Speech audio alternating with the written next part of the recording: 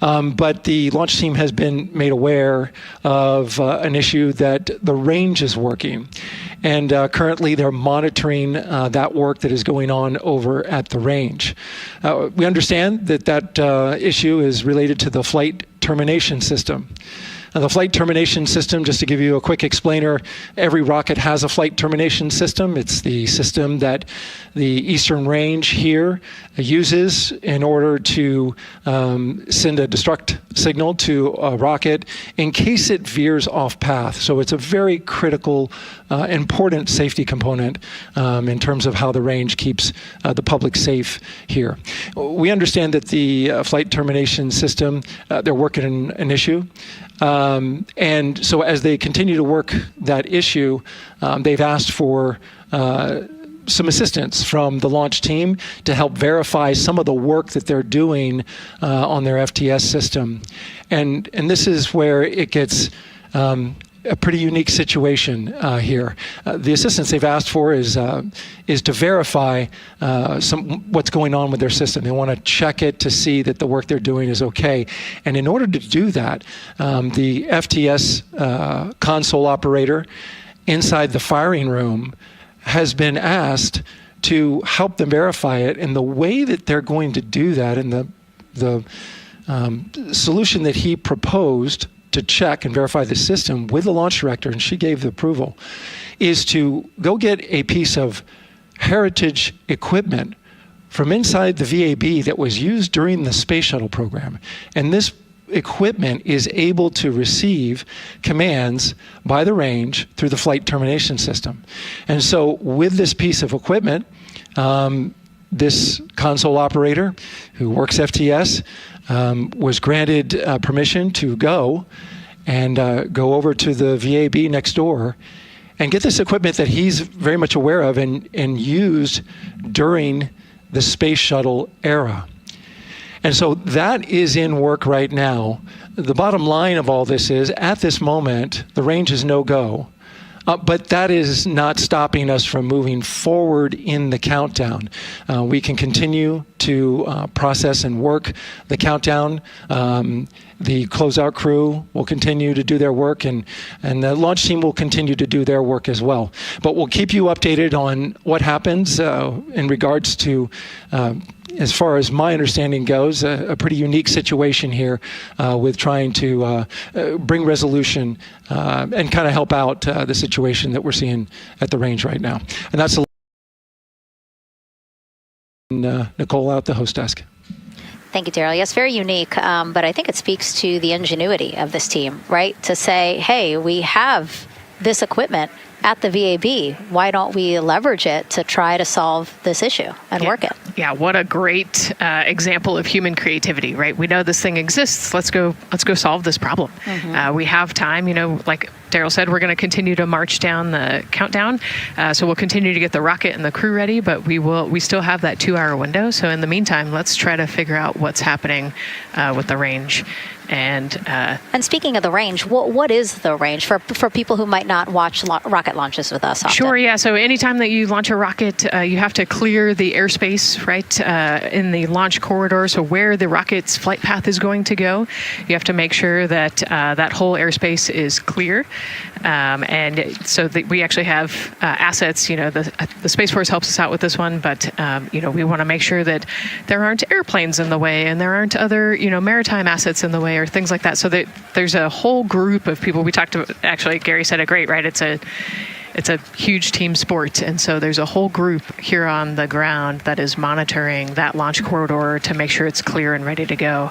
And so if they're having issues, then we definitely can't launch this rocket. We don't want to launch blind into a corridor that we can't see. Yeah, because as Daryl said, I mean, it is very important, the flight termination system, needing to activate it in case of an emergency. So yes, something that we will closely be monitoring throughout the countdown, and hopefully, again, won't be an issue, that they can fix this issue by going to the heritage hardware that's in the vehicle assembly building. Right. What a great idea.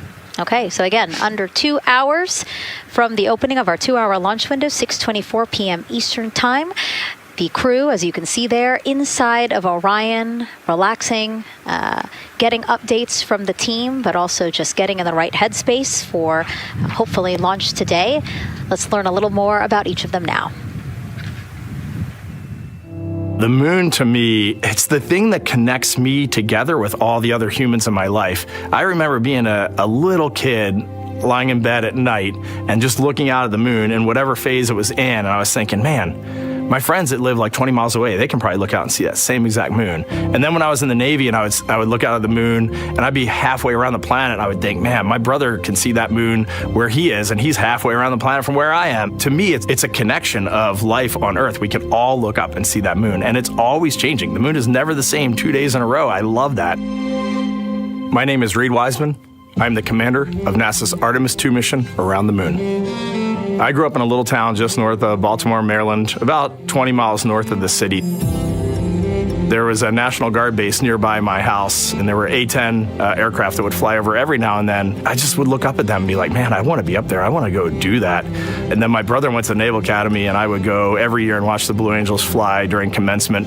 And that just started to grow and grow and grow. For a while, I wanted to join the Air Force, and then I realized Navy flies as well, and they fly from ships in the middle of the ocean. And that was it, like done deal for me. That is exactly what I wanted to do for my career. Flying is freedom to me, especially when you're in a jet aircraft coming off of an aircraft carrier in the middle of the Pacific Ocean. Nearest land is over 1,500 miles away, so when you come off of that aircraft carrier, you are truly just alone with yourself out there. It is a magical experience to be out there all by yourself in an aircraft over the Pacific. Just it's free. I think anybody who accomplishes something that they set their mind out to, there's no one thing that does it for them. It's a combination of everything. I mean, the way my parents raised me, the way my brother and I, the way our relationship developed over time, my friends, being in the marching band, going to college, setting my own course, learning how to live on my own, being mentored along the way, being, kept on the path to success, but being given the freedom to, make excursions and fail every now and then and regroup and carry on. I think all those things come together in the end to get you where you are. I've had to overcome, I'm a human being. I've had to overcome a lot of fears. I'm pretty scared of heights. I joked about that on the International Space Station, but it turns out I'm only scared like at the edge of a building. When you're up on the International Space Station, even though you're 250 miles up, I never had that feeling of falling or that I was, at risk up there. I just kind of loved the feeling of floating and looking down at Earth. There have been challenges all throughout my life. By far, the biggest challenge was losing my wife in 2020 to cancer, and now raising two daughters who are grown up now, but that's been the biggest challenge by far I've ever had to face. It is not easy. Being an only parent, trying to work a full-time job, and raising two kids is something that I think about every single day. I'm very proud of the work I've done. I haven't always done it well, but I've always shown up and tried as hard as I possibly can. I do wonder what it's going to be like when we are really far from Earth and can see it. The sensation of being so far away from everything that you know. I had that sensation on the space station the first time I got to sit in the cupola for a really long time. So I can only imagine what that's going to be like from 200,000 plus miles away. My name is Victor Glover, and I'm the pilot for NASA's Artemis II mission around the moon. When I was in fourth grade, I was 10 years old. And that's when the Challenger accident happened. And it helped me understand how the general public felt about the astronaut corps, right? Like, these are the people that we want to be. And that just gave me an easy thing to strive toward. The biggest fear that I've had to overcome in my life is doubting myself. Going to college when no one in my family had gone to college was a huge risk. I had more confidence in my athletic ability than in my academic abilities. I could play football with those college students that I saw on TV, but my classmates that I saw in the lab and around the University Union, I didn't know if I had what they had. I think addressing that self-doubt was a part of, swinging for the fence and trying to go get an engineering degree, not just go to college, but get an engineering degree and then go do something challenging and technical like flying. Apollo is known for sending humans to the moon. Artemis has an opportunity to continue the Apollo story, but I actually think it's important for this story to stand on its own. Artemis is a new program, and we're trying to do new things. And it's great to compare and contrast. When you look at our spaceship, you can see parts that were designed, built, and integrated in another country. When you look at our crew, you see that our crew is international. There are also men and women. And I just think that comparing and contrasting makes the story even richer. The piloting role specifically, I will have an hour and a half or so where I get to fly the spacecraft by hand. We haven't flown that many spaceships. And so the ability to fly one actually in space on a test mission is just a really unique opportunity. I can't tell you how I'm going to feel when we fly by the moon and see the moon up close and the Earth from 250,000 miles away, but I don't use the word excited because I'm focused. You know, what we do, this is very serious and it's very risky, and we are all intimately familiar with that risk. And so if we go out there and we're successful and we can pass that baton on to Artemis 3, that's something to really be excited about. I tell a story, which is one that my dad told me before the Apollo missions when he was just a very little boy. He was looking up at the moon with his mom, and his mom said to him, "Don't worry, Ronnie, we'll never get there." Fast forward maybe 70 years later, it's his daughter that's actually going there. And I think that long arc is something that we can all learn from. The idea that the seemingly impossible becomes possible if you just believe in it and are willing to work hard and come together to achieve it. My name is Christina Cook, and I'm a mission specialist for NASA's Artemis II mission around the moon. When I look back at my dreams as a kid, I definitely never thought I would actually get here. I was very pragmatic. Even though I'm a dreamer, I knew that the odds were way against me again, so I might as well do something I'm loving in the meantime. I definitely loved science and math in school and, did pretty well in those things, but I also loved being active. I was always outside. I loved things that made me feel small. I loved looking at the night sky, oftentimes between the pine tree branches, or I loved the ocean. North Carolina also has mountains, and when we go there, I just love the vastness of all of those things. I loved how they made me feel and what they made me think about, and the vastness of the universe and how much out there was to learn. I'm drawn to exploring. I'm drawn to challenges that involve both mental and physical, and I'd much rather be solving problems wearing a whole lot of equipment and in a harsh environment, and that's just something I've carried with me ever since I was a kid.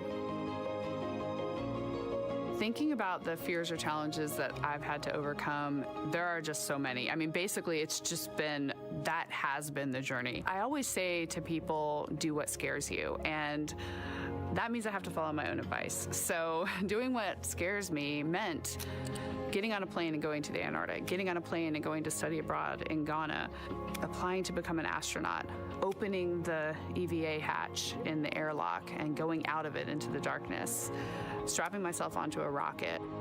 And so for me, I think that no matter what the challenge, recognizing that if people believe in you and you believe they believe in you, the challenges seem always a little bit easier. To me, the moon, it represents history. It is a witness plate. Everything that's ever happened to the moon is still written on the moon. Every single person has looked at the moon their entire lives. We see the same moon. That's something really special. It's just the epitome of a symbol of something that's in each of our hearts, but that's also represents exploration and reaching. I have this very distinct memory of seeing an image of an astronaut standing on the moon. It's burnt in my brain because I went back to it so many times in my childhood, and I would look at that image, and I know it had a huge impact on me that humans had walked on the moon. My name is Colonel Jeremy Hansen. I'm an astronaut with the Canadian Space Agency, and I'm a mission specialist on NASA's Artemis II mission around the moon. My elementary school years, I grew up on a farm outside of London, Ontario. I spent as much time as I could with my dad on the farm. I learned the value of hard work, for example. If I wanted to go to work with Dad, it was going to be a long day, and I was going to have to not complain, or I wasn't going to get to go the next day. I had a treehouse. I had a vivid imagination, and I changed my treehouse into a spaceship. I made all these dials and controls. I had circuit breakers for switches that I found in the barn, and I was exploring space in my imagination. The most important thing I did to get to where I wanted to go in life, which was flying fighter jets and eventually becoming an astronaut, is I shared those desires with other people. And it turns out, just like you don't go to the moon on your own, if you could, I would have done it a long time ago in my treehouse as a kid, you have to go as a team. I think the biggest impediment to achieving my goals was, of course, myself. And I think that's a common human experience. There are many times where just little things would get in my way, and my immediate interpretation of that was, well, now that goal is out the window. You know, people must have lifted me back up, and somewhere in the back of my head, that persistence came through. And I think that's a common human experience, to doubt ourselves.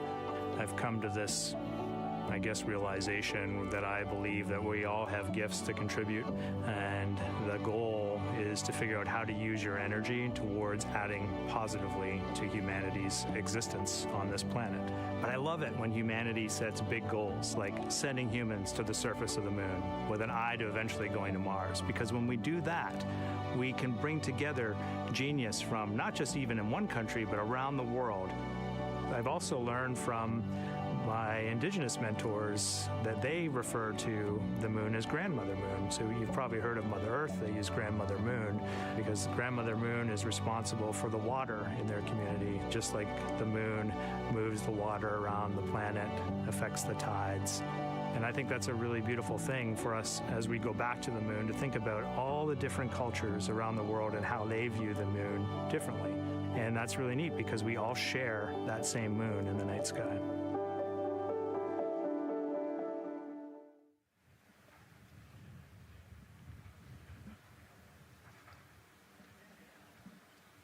One hour, 38 minutes and counting until the opening of the Artemis II launch window today, 6:24 p.m. Eastern Time. And we are looking at the rocket and Orion out on the pad, historic launch pad 39B here at Kennedy Space Center. What a great view, Nicole. Yes, it is. You know, we can see the clouds out in front of us, but they are to the west. And you can see that there's some blue sky peeking through behind that rocket, which is good news. And more people continue to come on center here. About a couple of hours ago, folks with special passes to come on center were allowed to start driving on with family and friends. And of course, we have media growing by the moment here at the press site here at Kennedy Space Center, setting up their cameras, setting up tents, interviewing folks. Again, this great jib shot that we have from our camera here showing all the interest that we have here at the press site. And actually, even to the right of us, so camera left, no, sorry, the right of your screen, left of us, plenty of other people there, set up with their own tents, broadcasting to their own viewers. And so again, just really cool to see everybody wanting to share in this moment. Yeah, that's, I mean, how many media tents we can see from here. It's a beautiful thing. Yeah. I think it's important to share this message with the whole world. Yeah. And so let's take a look now at people who are watching in other parts of the country. We have this shot here from the U.S. Space and Rocket Center in Huntsville, Alabama. Oh, man, look Just at that. kidding. Museum of Flight, Seattle, Washington. So sorry. Hello to you over there. Sorry, I thought that you were in Alabama. But here you are from Seattle, Washington. Again, the Museum of Flight. They must have had a special event to bring people there to watch, as well as a special event here. Now, correctly, the U.S. Space and Rocket Center, Huntsville, Alabama. Of course, they would have a lot of people here, and I'm sure this crowd will grow when we get closer to launch. Marshall, the home of the SLS rocket. Yes. Yeah, this is a great shot. You can see all the people there, and obviously you've got quite a few artifacts in there as well. Oh, now they us. know. Yes. Yeah, now they know. They're on the broadcast. That's too funny. Awesome. Hey, listen, it's all right. We can sit. We can sit and chill until we wait for the opening of the window. No, there they are. Yeah. Everybody's excited. Thank you guys for showing us your excitement. I know deep down it was in there. It's just that you felt like sitting at the moment, and that's all right. There's a little delay. Yeah, that's all right. Well, thanks so much to those supporting these watch parties and bringing them to us live here. Actually, our video paths are are taking quite a circuitous route to be able to bring those live views in from Seattle as well as Alabama, but we're glad that we can be able to share it with you in the broadcast now. And so why are we going to the moon? Why does NASA want to build a moon base there? Here's Megan Carter again with our moon board. All right, thank you, Megan. Yeah, so we are right around that hour-and-a-half mark, hopefully for that launch. It's going to be very exciting. So they are going to have a few days to be around the low Earth orbit, and then they'll be heading on to the moon. So yes, let's talk what will be happening. Why are we going to the moon? So obviously this is not going to be a landing, as we've discussed. They are going to be coming with 4,000 to 6,000 feet around the moon's surface, and this is going to connect us directly to our past. Those Apollo missions did have 6 lunar landings, and the Artemis campaign is looking to build on that past by going back to the moon, staying longer, and then going farther. So how are we going to do that, and why? We have obviously talked a little bit about that lunar South Pole, and we are focused specifically on the far side of the moon for this one for a specific reason. You might have guessed we're going to be looking for some resources especially, and that's going to be water or water ice. That is going to be giving us some really critical pieces for future missions. And as you can see here, we have identified 9 potential landing zones. So this is going to be a critical objective for our crew. Depending on when they launch, it will determine what is going to be visible, but we do have these 9 landing zones right here around the Shackleton crater. And as you can see here, a lot of that area is deep and dark, and that is where we are going to be looking for that water ice, because that is obviously going to give us not just water to drink, but as we know, that can actually be converted into our propellant potentially, that hydrogen and oxygen. So that is going to make the moon a critical place for that moon base, because we want to think of it essentially as a backpacking trip. If you have your tent and your hiking boots and your camping stove and all your gear, you don't want to take that out and be on the trail for the first day and then try everything out. You're going to test things out a little bit closer to home before you go out on that adventure. And that kind of goes for us as well.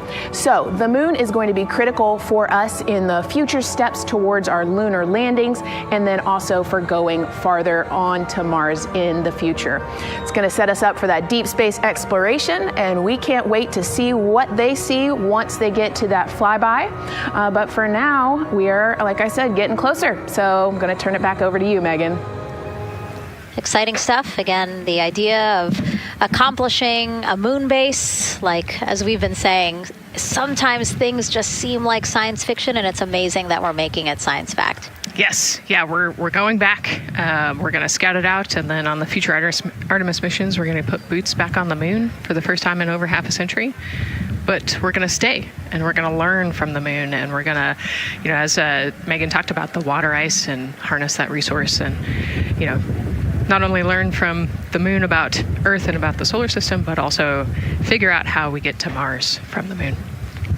And so what we're seeing now back inside the White Room with the closeout team, they are removing basically fixtures that protected the crew module hatch while they did work around it, right, Nicole? Yep. Yeah, so anytime that you're moving around and working, there are some sensitive sensors and parts of the crew module that we don't want to kick or bump into, and so it's easier to just put a guard up while you're working in there and then take it down later. And so this is a visual cue for us that the team is getting ready to close the last hatch, again, the launch abort system hatch. Can you tell us about what the LAS is? Yeah, so launch abort system, this is, we have the crew module, and then what sits out basically on top of the crew module is the launch abort system, and it has its own motors, so that we'll arm it about 5 minutes prior to launch, and then it stays with the crew module until about the Kármán line, so that 100-kilometer point in space.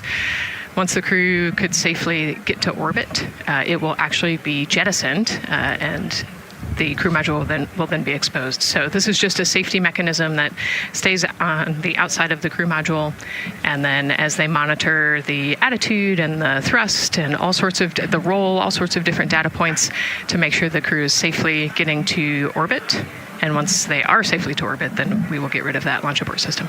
And it looks like they're putting all these parts that they're removing from around the crew module hatch into a bag because they have to take this out with them once they leave the pad, right? Yes, yeah, we don't want anything left up there in the white room, and especially because that crew access arm will move away from the capsule and the rocket, and so we want an empty white room, no FOD like we talked about, so that we can have a safe launch.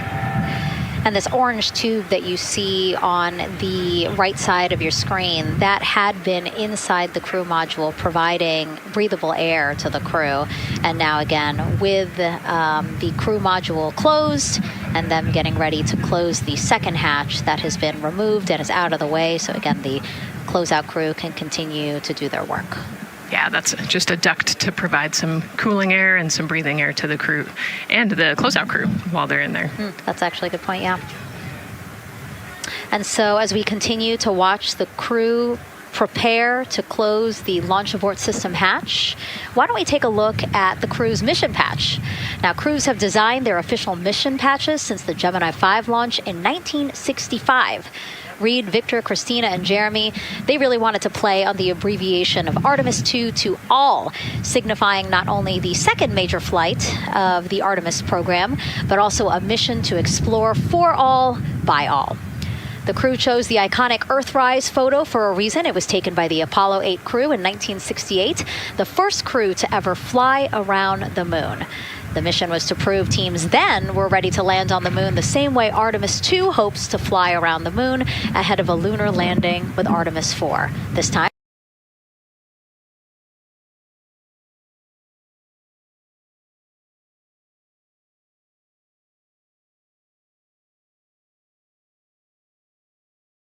and set up the rest of the Artemis program for landing on the moon, but also with a nod towards the fact that we do this for all humanity.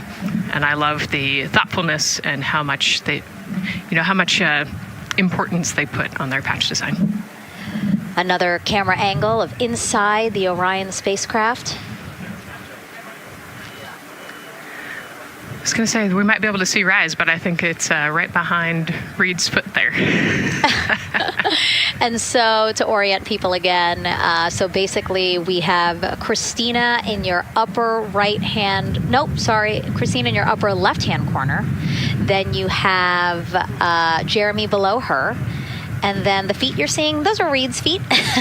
And then next to him, the upper right-hand corner, that is Victor, who's unfortunately hidden by Reed's feet. But again, that is the orientation of the crew inside Orion right now. Now, earlier this week, the crew got to stick their patch on a wall just outside the suit-up room. You can play that video there now. You can see that crews have been doing this as part of a pre-flight tradition again. Wow, Reed just making sure that thing won't come sure off. It's flat. And so now Victor is signing there, followed by Christina, and then Jeremy. That's a fun tradition, and your patch is up there too. It is, yeah. Ours is on the left-hand side there. It's a fun tradition. This is a really fun day too. You know, they did this a couple days ago, but it's just another step that makes it a little bit more real that you're going to be launching soon.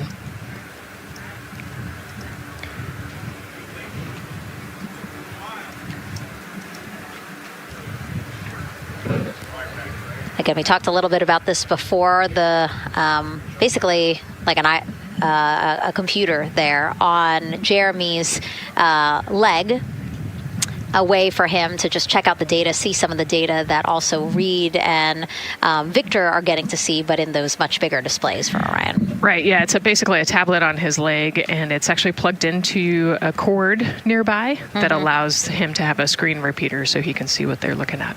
And it looks like he's taking notes. Can you talk a little bit about what that is? It's part of, all of them have like a little procedural book, right? Right, yeah, so they have what we call a knee board, and they'll have blank pages to take notes on. They might have a cue card or procedures, or they can be kind of custom built to what each crew member wants for their knee board. This mission, of course, built by people and companies in all 50 states, as we've been saying throughout the broadcast, and with our international partners as well. Let's take a look at some of the people playing such a big role in today's test flight. What we're doing here is a collaborative effort of hundreds of thousands of people. This is about the parts, the hardware, the software, the services, all coming together to make that mission possible. My dream for this space program is that we would not just push the boundaries, but that we push them together.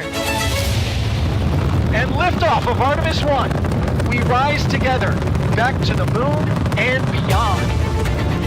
It takes a team to do great things. And Artemis has an incredible team. We have international partners. We have commercial partners and industry partners. It takes unity to accomplish great things, and that's what this mission's all about. We're not sending our money to the moon and lighting it on fire. We're putting that money right back into the economy in ways that benefit everybody. So every dollar that comes out of the Treasury that goes to support this mission goes back into the Treasury 3 times. What is very important to me is that we do it the right way, and that we do it with our values, that our industries grow, that our communities grow, that our families are healthy and safe and have amazing things to work on. Then we're going to build machines to go even further onto Mars. That is our generation, the Artemis generation, that defines the starting point of our exploration future. I just want to say thank you to all of the hands that have touched a part of this program and the hearts that have moved everyone to this goal, because we're going to the moon and we're going beyond. One team. One team. One team. One dream. What I really like about that package is, again, just reminding people that this is spurring so many jobs across the country.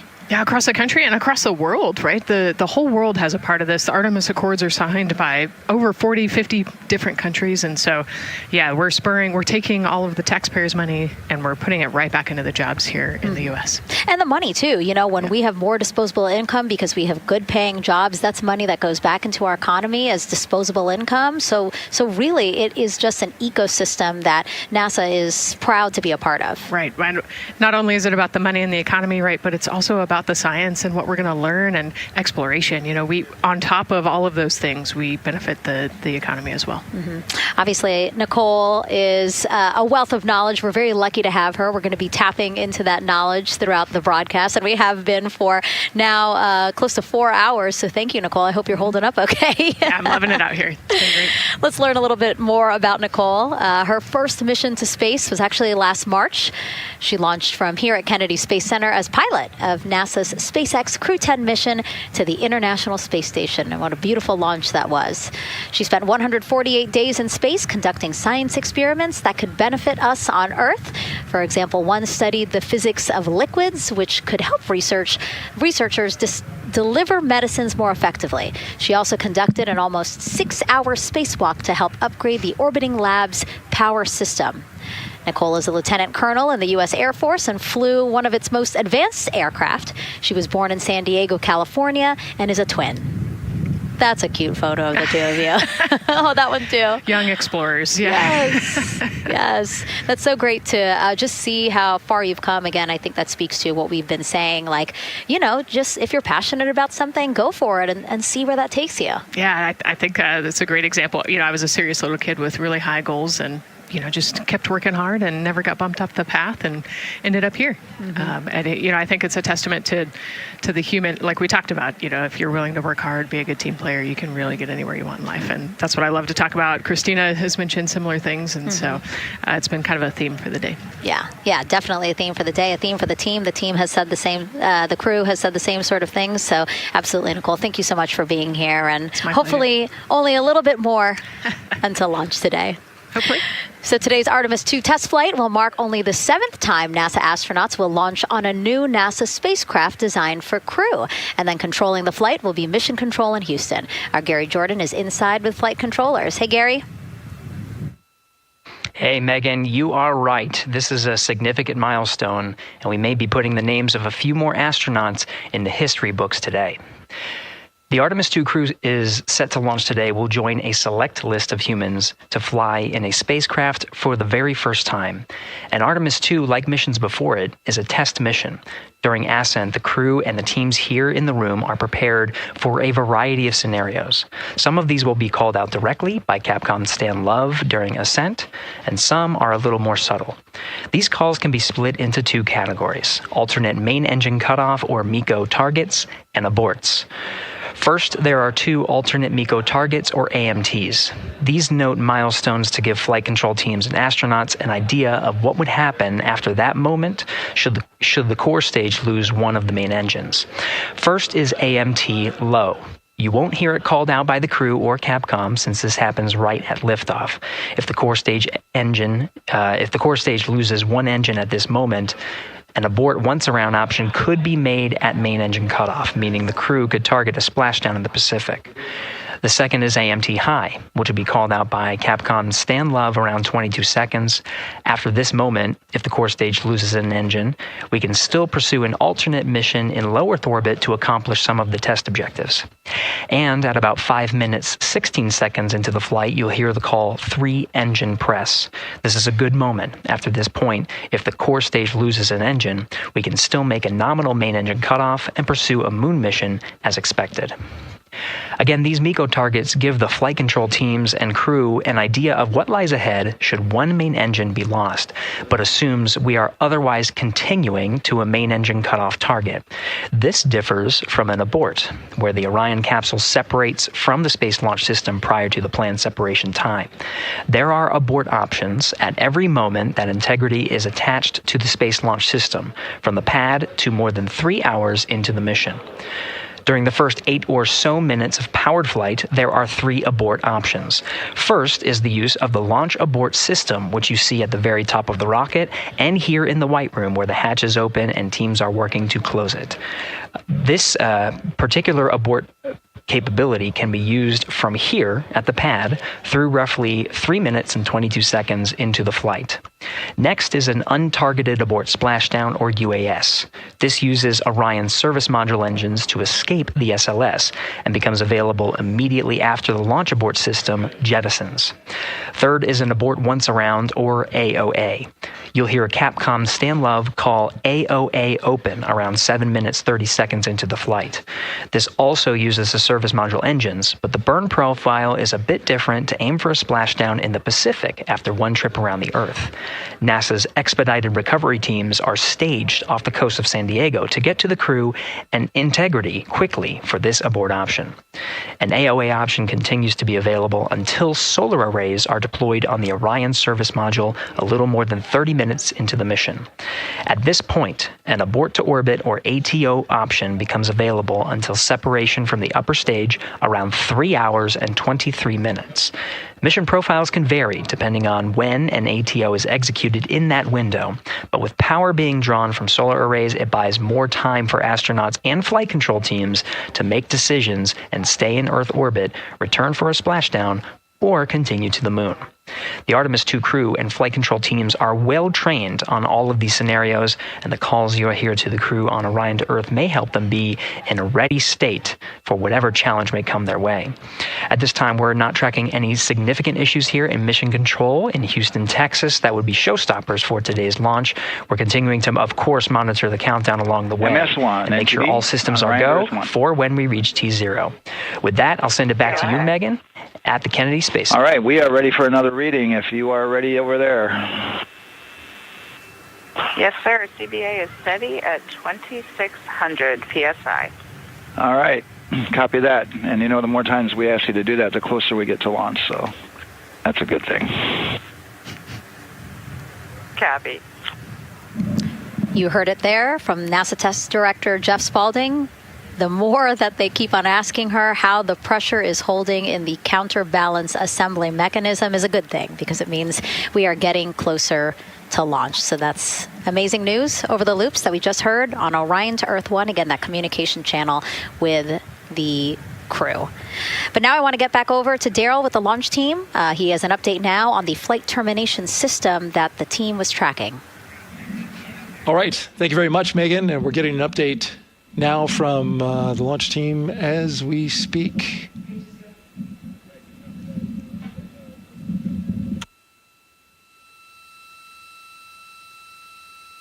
All right, stand by 1 second.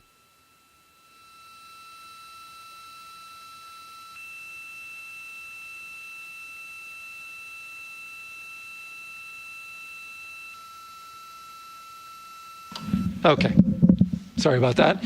We're just getting an update, in fact, about what I was about to report out on the range. And the good news is the range is go.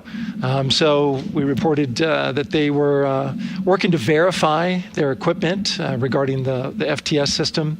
And they asked for a little of that verification work to be done by one of the FTS engineers here in the firing room.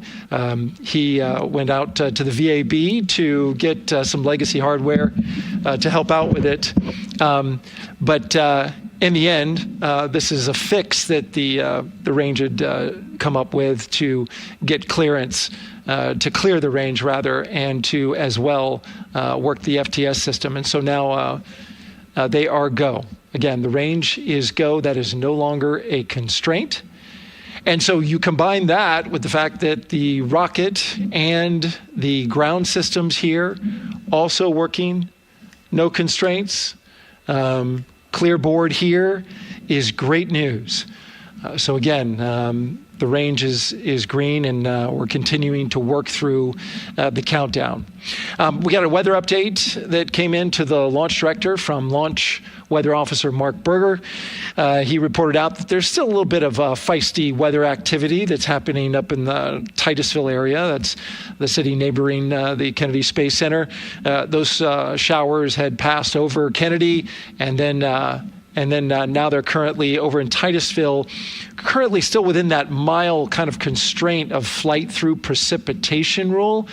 But we're still far enough from the window that it looks like it won't be an issue. And in fact, we're seeing some good sunlight now breaking through onto the launch pad. As you can see, it's actually shining on the other side of the rocket here. But to the west, we're starting to see some of that clearing that was forecast. And so the launch weather officer held his forecast for 80% go for flight during our launch window tonight, which, as a reminder, is 6:24 p.m. Eastern Time until 8:24 p.m. Eastern Time.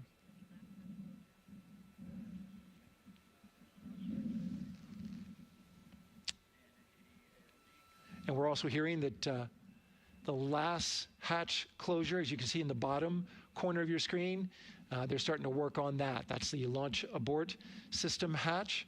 There are two hatches, the crew hatch and the launch abort system hatch, and the closeout crew that you see right there, right on time with their work as they go to shut. And you can see it in motion right now, that launch abort system hatch. That's the latest from the firing room. We'll send it back to the host desk. Thank you so much, Daryl. Great news all around. And yes, we did just see them close the last hatch. And now we are looking at a live view of Banana Creek. Lots of people there, I'm sure, relieved to hear that issue with the flight termination system has been resolved. And we are go for launch. Go for launch from the range, go for weather, and go from all of them, I would imagine. Yes, it's got to be exciting. The crowd is building. And as Daryl said, you can start to see the sun poking out here, and we can see all the clouds are moving north and moving away from us. So it's all good news. And so as we know, we have our Leah Martin down there at the Banana Creek viewing location, and she's standing by with some other guests. Hey, Megan, I don't know if you heard that huge cheer just now. If you heard a big rumble, as soon as Daryl said that the range was clear for launch, everybody clapped. It was super excited as we get to do some final countdowns. Standing next to me, I have Hudson and Maddox, the son of brothers here. And I asked you a little bit earlier, how excited are you to be here for launch? What did you say? I'm very excited. It's our mom's birthday, and you know, Not a better way to celebrate right now. I asked you on a scale of 1 to 10, how excited are you? Would you say? 11. Yeah, 11. I'm very excited. Super excited. Yeah. So, Megan, we've been watching the launch broadcast here and hearing some of the questions that you and Nicole have been asking and answering. And I actually wanted to ask these two kids, if you could take a 10-day trip around the moon and take 3 people with you, who'd you take with you? Well, I'd take my dad and my mom. And, I mean, I don't know.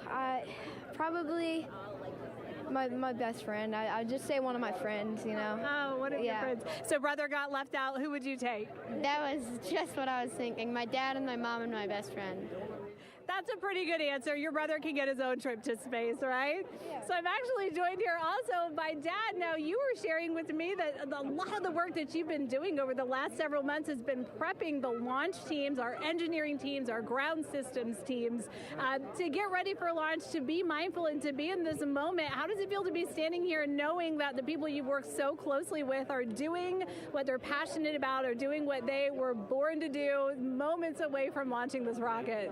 I mean, this is an exceptionally happy moment for us and all of us and the people that are, about to take off on this historic trip here. And I'm grateful to know that we've helped in some way, shape, or form to help them stay steady and calm, in such an exciting time within the agency. And so to just be here and witness it and know that, they've got some tools to help them stay calm and steady is everything to us. So.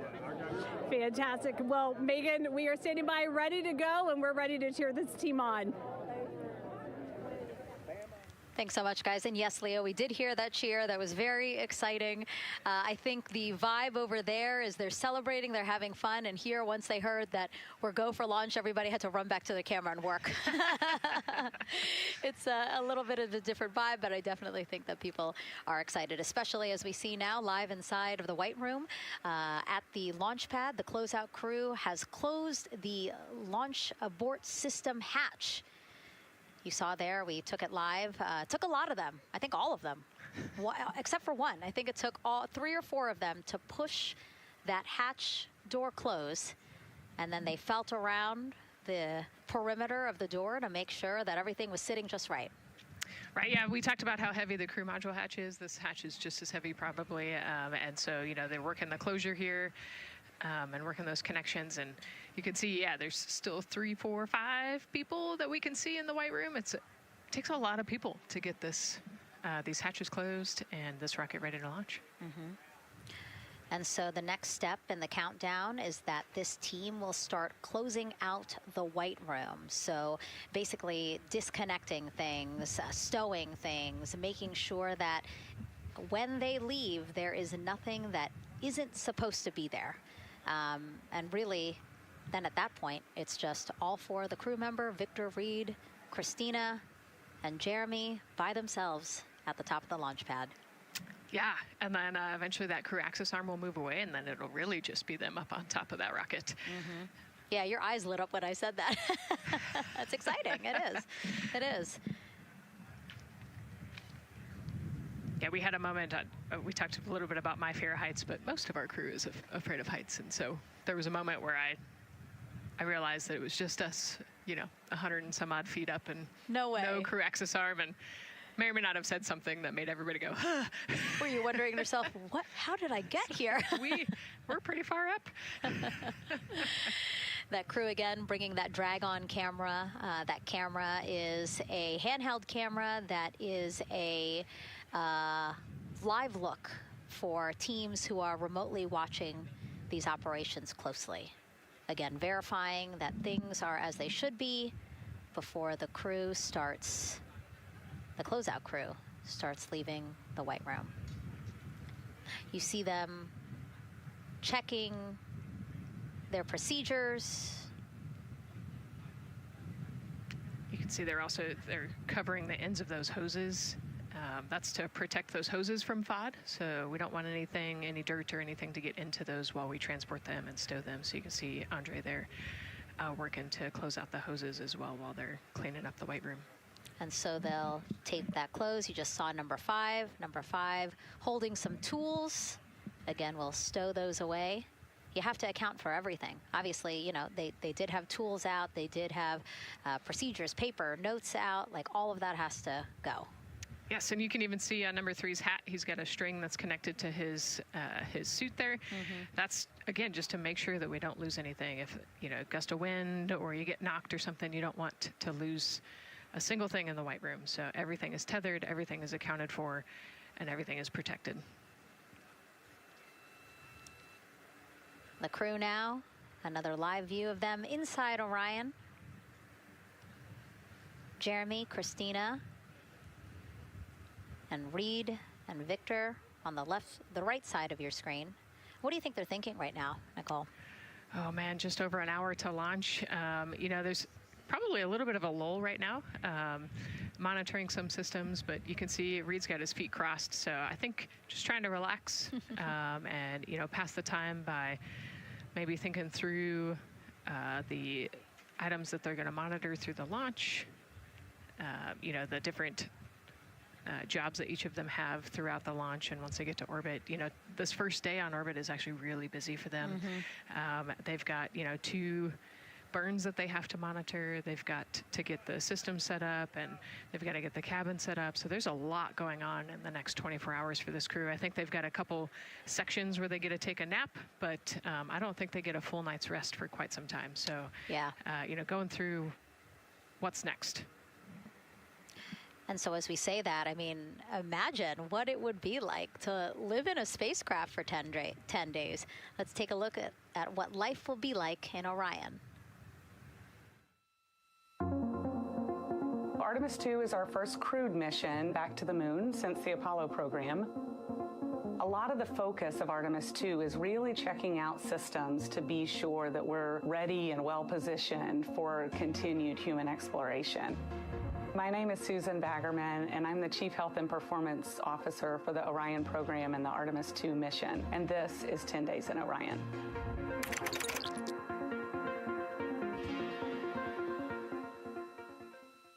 For this mission, the crew will launch in the Orion spacecraft on top of the Space Launch System rocket, or the SLS rocket. Once they've launched and achieved orbit, they'll continue on checking out many of the different critical Orion systems, check out some of the critical medical systems, and be sure that we understand how the crew would do that successfully within the volume of Orion. We also have, of course, systems to feed the crew. They have a potable water dispenser that they'll check out. And then we also have a food warmer, kind of looks like a suitcase that the crew can use to heat their food. They're also going to check out the flight wheel system. We'll have the crew perform some initial exercises. Part of that is to ensure that the flight wheel is actually working, but part of it is actually to be sure that our environmental control systems are actually working. For sleeping, the crew will sleep in sleeping bags. Some crew members like to be very tightly bound up, and some like to float very free. They'll use the toilet for the first time and be sure that it's able to flush. While they're on their journey, they'll do some testing that they quickly don their suit just to be sure that we would be ready in the future for an emergency. They'll also check out our radiation shelter. If we were to have a solar particle event, we would be asking them to take stowage out of the stowage bay and put it in some specific locations on the vehicle, basically for it to serve as shielding.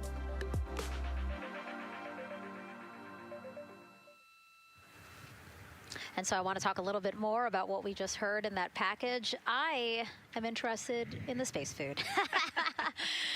So Reed, Victor, Christina, and Jeremy have a pretty big menu to choose from, so that's really cool. We're actually going to pull up a graphic now that kind of shows you some of the food that they're going to have with them on their 10-day journey around the moon. We know of more than 10 types of beverages. There's coffee, a mango peach smoothie, apple cider, lemonade. So those all sound delicious. And now I've just remembered I haven't eaten lunch. They're actually not too bad. I actually have a mango peach smoothie with me today. No way. Yeah. So you can see they come in these little packets here, but it's just kind of a dried powder that you add water to. So this would actually, you'd add 175 milliliters of water and let it sit for 2 to 5 minutes, and then you can stick a straw in it. You saw in that package they put a straw on the top septum portion there, and then you can drink it. And so this is the packaging. This is food that you brought up with you, or that you had while you were at the ISS. Yes. Yeah. Actually, this is all food that we have available to us on the standard, what we call the standard menu on the space station. And so, actually, the graphic there showed quite a bit of the standard menu that they're going to take with them. So, let's pull space it back food up, is space actually. food. Yeah, we can. we can use the food that we have been using. You know, our food lab at Johnson Space Center actually creates that food, and then they stabilize it and they package it for us and everything. So they do a really wonderful job out there. We've got different types of food. You know, you can see I've got this is a soup, tomato basil soup, so thermal stabilized. It's already hydrated, so you just throw it in that food warmer that we talked about, and then you can eat it. But then we also I have some shrimp cocktail here that's, you know, irradiated, so it's in a package that protects it. I'll show you. I've got a brownie too. That's probably my favorite one. But are we eating it? We might, if you're.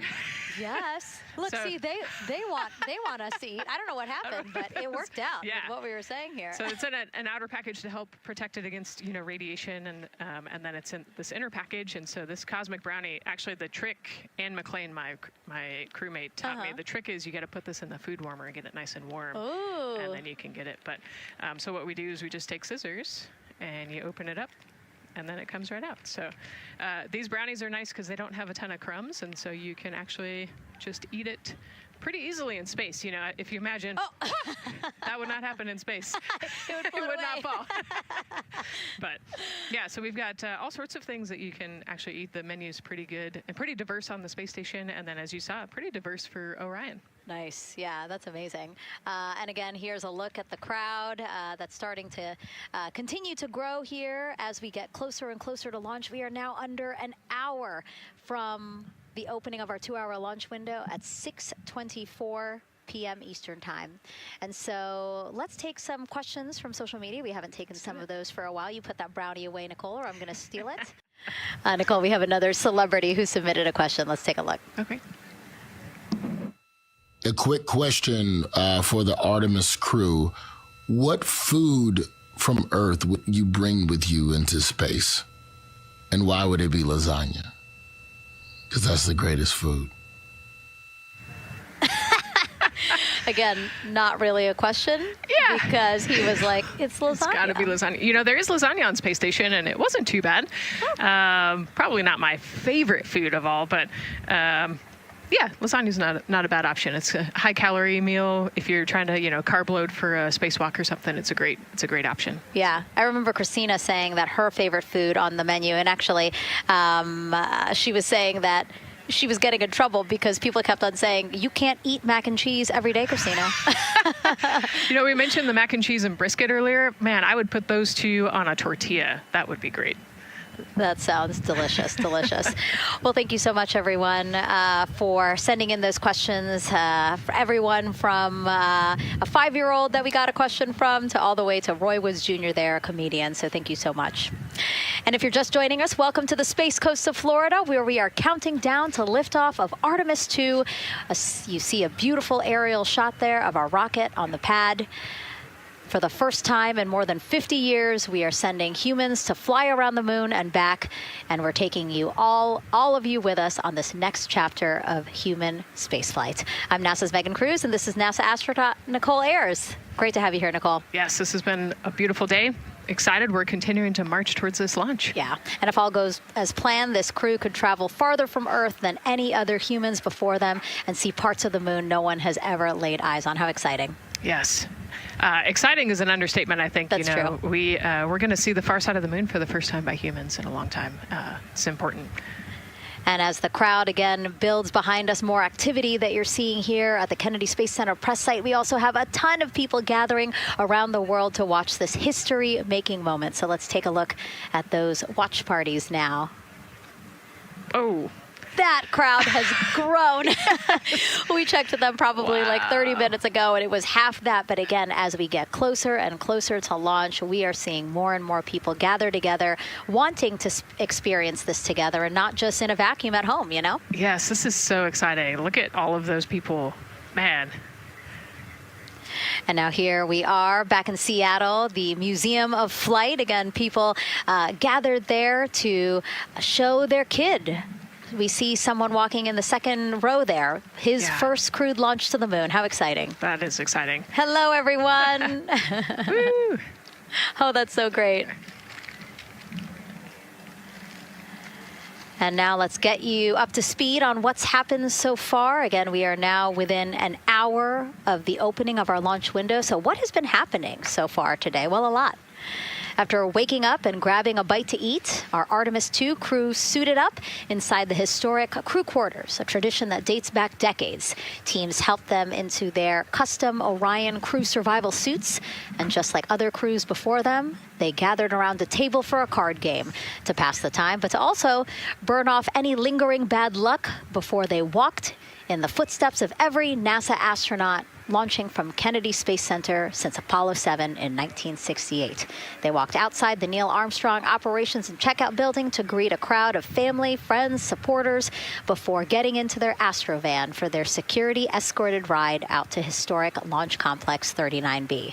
They got a close-up look at the SLS rocket, then walked across the crew access arm and climbed one by one inside their Orion spacecraft. After that, teams conducted final checks with the crew before closing both hatches, the crew module hatch, as well as what you're seeing there, the launch abort system hatch. And now we are back live at the pad where the closeout crew is getting ready to leave the White Room. They are now tethered, Nicole, because they are about to move some pieces that connect the Orion spacecraft to the White Room, correct? Yes, there's kind of what I would call a shroud. You can see them working that there. So it is actually connected, so that way the gap between the crew access arm and the crew module, and well, I guess that's the LAS there, is covered. But they're about to remove that so that the crew access arm is not connected to the rocket in any way, so that it can retract here in the next few minutes.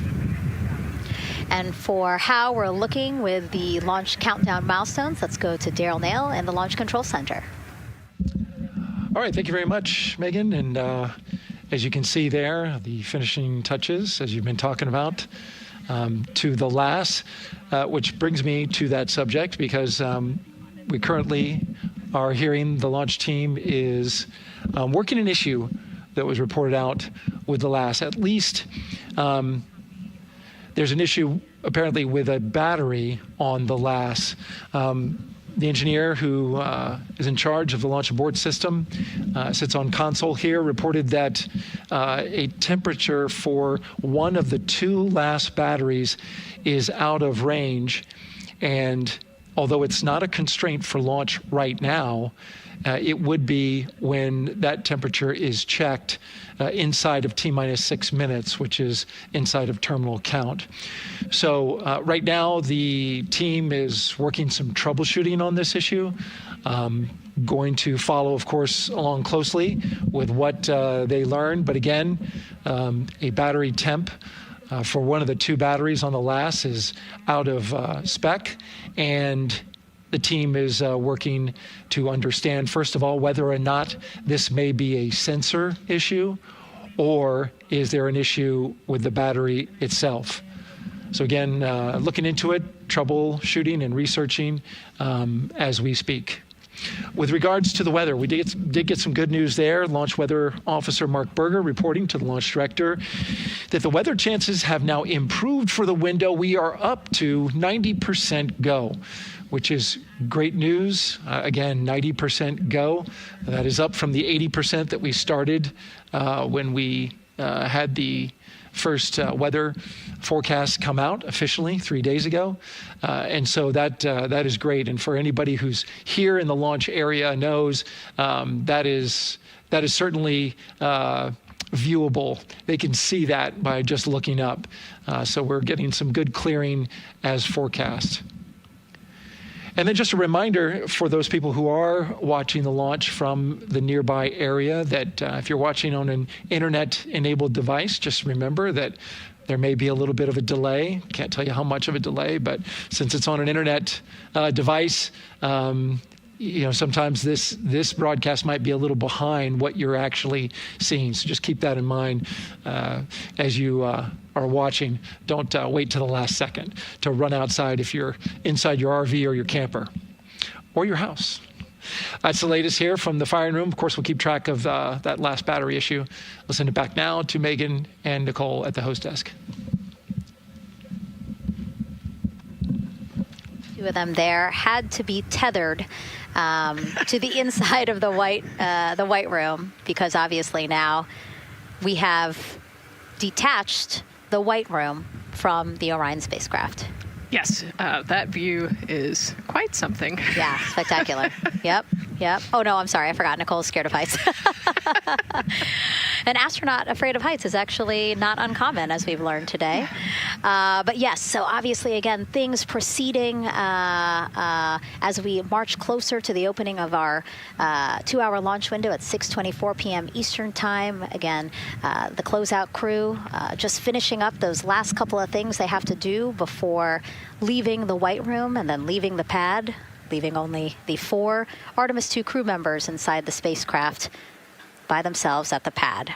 Yeah, and then we'll be curious to follow the battery issue on the LAS as well. I think sometimes it's just a sensor issue, sometimes it's a battery issue. So hopefully they figure that out quickly. Mm-hmm. And so if we can take a shot of the crew inside the capsule, if one's available, why don't we talk a little bit more about each of them? So we have Artemis 2 Commander Reed Wiseman, Baltimore native, and he's actually, you see his feet in that shot there from inside Orion. He's been in space once before as flight engineer for Expedition 41 aboard the International Space Station from May through November 2014. During the 165-day mission, Reed and his crewmates completed more than 300 science experiments in areas like human physiology, medicine, physical science, earth science, as well as astrophysics. They actually set a milestone for station science by completing a record 82 research hours in a single week. He also served as chief of NASA's astronaut office from December 2020 to December 2022. His 2 daughters were out to wave goodbye to him as he made his way to the launch pad. And again, there's Reed's feet. Reed is the one sitting in the seat to the right, closest to our camera there. So looks like he's relaxed by the body language of his feet. Yeah, I think they're kind of in a holding pattern, if you will, or a waiting period. So it makes sense that he's a little bit relaxed. He's also kind of just a relaxed person in general. He's wicked smart, but has a demeanor that keeps everybody calm. And so I think we're seeing that here today. And so in this shot, Reed is the one sitting on the left, and to his right, Artemis 2 pilot Victor Glover. NASA selected the California native as an astronaut in 2013, and at the time he was actually serving as a legislative fellow in the United States Senate. His first trip to space, November 2020, pilot of NASA's SpaceX Crew 1 mission. That was the first operational mission of NASA's Commercial Crew program, which resumed launching American rockets from American soil to the International Space Station since the end of the shuttle program. Victor is a U.S. Navy captain and naval aviator who served as a test pilot, racking up more than 3,500 flight hours in more than 40 different aircraft. So again, he probably feels pretty at home in the pilot seat of Artemis 2. Yeah, I think he does. He got to say goodbye to his wife and 4 kids. Again, those were the family that he had here at Kennedy Space Center before the 4 of them drove out to the pad. Yeah, and you can see there, we talked about Victor's energy earlier, and you can see him working through, pushing some buttons on the displays. Looked like he was pulling up a procedure, so he's following along and ready to go, looks like. And then mission specialist Christina Cook, sitting on the upper left-hand corner of the screen there, native of Grand Rapids, Michigan, was selected to the Astronaut Corps in 2013, same class as Victor, served as flight engineer on the International Space Station from March 2019 to February 2020. During that time, she set a record for the longest single spaceflight by a woman with a total of 328 consecutive days in space. How cool. She also participated in the first ever all-female spacewalk. And before becoming an astronaut, Christina helped build space science instruments and led scientific fieldwork in some of the most remote environments on the planet. Her hobbies include surfing, rock climbing, and community CDR, service, yoga, and photography. Go ahead, NCD. There's a couple of suppressed overvolt messages. We're going to go ahead and clear those off your screen. We see them and we copy. All right. NASA test director. We're still working here, trying to get through everything. So we're getting close, and then trying to talk that other issue that we just picked up a little bit ago. But I think work-wise, we're doing really well. Sounds good, NTD. We're doing great on board. Glad to hear it. NASA test director giving an update to the crew. Some messages flashed on their displays. Just wanted to say that they didn't have to worry about that. We're going to clear that. And that also just reassuring the crew, again, that they are tracking and working the issue with the launch abort system battery. Yeah. All right. And then first-time flyer, Canadian Space Agency astronaut Jeremy Hansen will fly to the moon as mission specialist on the Artemis II mission. The London, Ontario native selected as an astronaut in 2009. After that, he worked as Capcom at NASA's Mission Control Center in Houston. Capcom stands for Capsule Communicator and is the sole direct voice communicating with astronauts while in space. Jeremy also participated in training exercises, really cool ones like living on the ocean floor off the coast of Florida to simulate deep space exploration for a week. In 2017, he became the first Canadian to lead a NASA astronaut class. He also enjoys getting out on a sailboat, rock climbing, and mountain biking. He has a wife and 3 children. And he's the one that you see bottom left-hand corner of your screen. I know, I'm trying to see what he's doing there. Christina's looking too.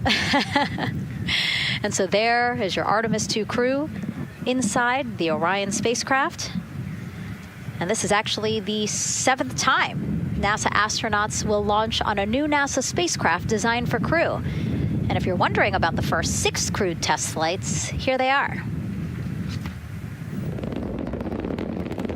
All systems are go.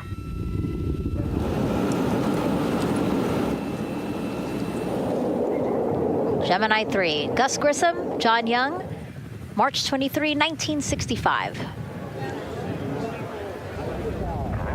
Apollo 7, Wally Schirra, Don Isley, Walt Cunningham, October 11, 1968.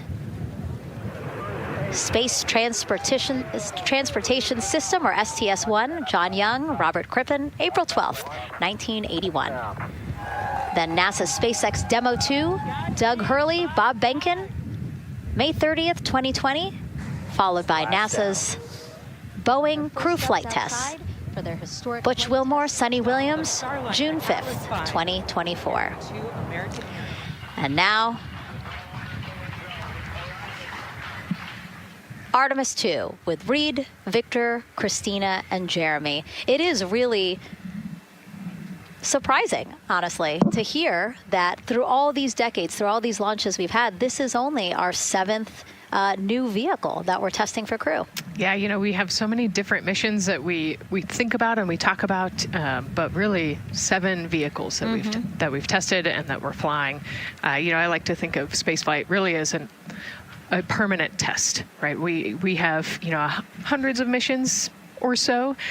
You know, an airplane that gets tested and then flown has thousands of data points. And so really spaceflight is always going to be in the test field. And I think it's important to remember that, especially as we put humans on rockets that we never have before, or for the 7th time we start a new vehicle and a new mission. Just getting word now that White Room closeouts are complete. And so the closeout crew is preparing to leave the pad. It's exciting stuff. We are making good time, and the closeout crew is doing really well. 41 minutes, 43 seconds and counting until the opening of our window. And Artemis 2 is a 10-day mission that will send the 4-person crew on a journey around the moon and back to Earth. It will be a critical step towards future lunar and Mars missions.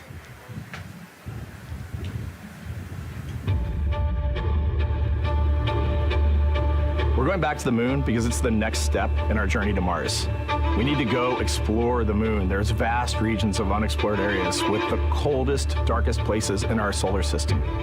This is a test mission, and when we get off the planet, we might come right back home. We might spend 3 or 4 days around Earth. We might go to the moon. That's where we want to go, but it is a test mission, and we are ready for every scenario as we ride this amazing space launch system in the Orion spacecraft. But another reason we're going back to the moon is to fulfill NASA's mission, which is to explore the unknown in air and space, to innovate for the benefit of humanity and to inspire the world through discovery. And when we succeed and when we accomplish the things that we set out to accomplish, that inspiration not only can set up new things to happen, but it also is a reminder in tough times that we're capable of doing great things when we work together. The thing I love about the moon is that it's not just a beacon for exploration and this platform of possibilities for incredible missions like this, but it has benefits. That's actually why we're racing towards it.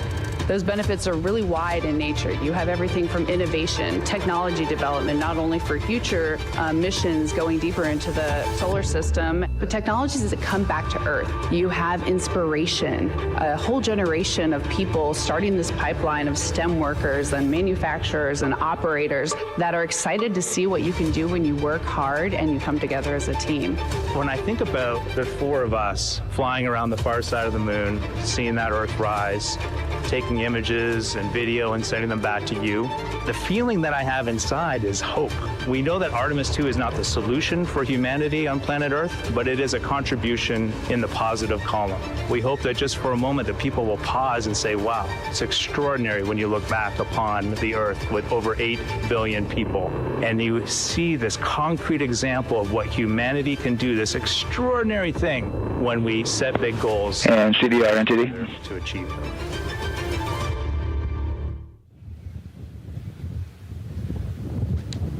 And so Mission Control Houston will control the flight of Orion after a liftoff here at Kennedy Space Center.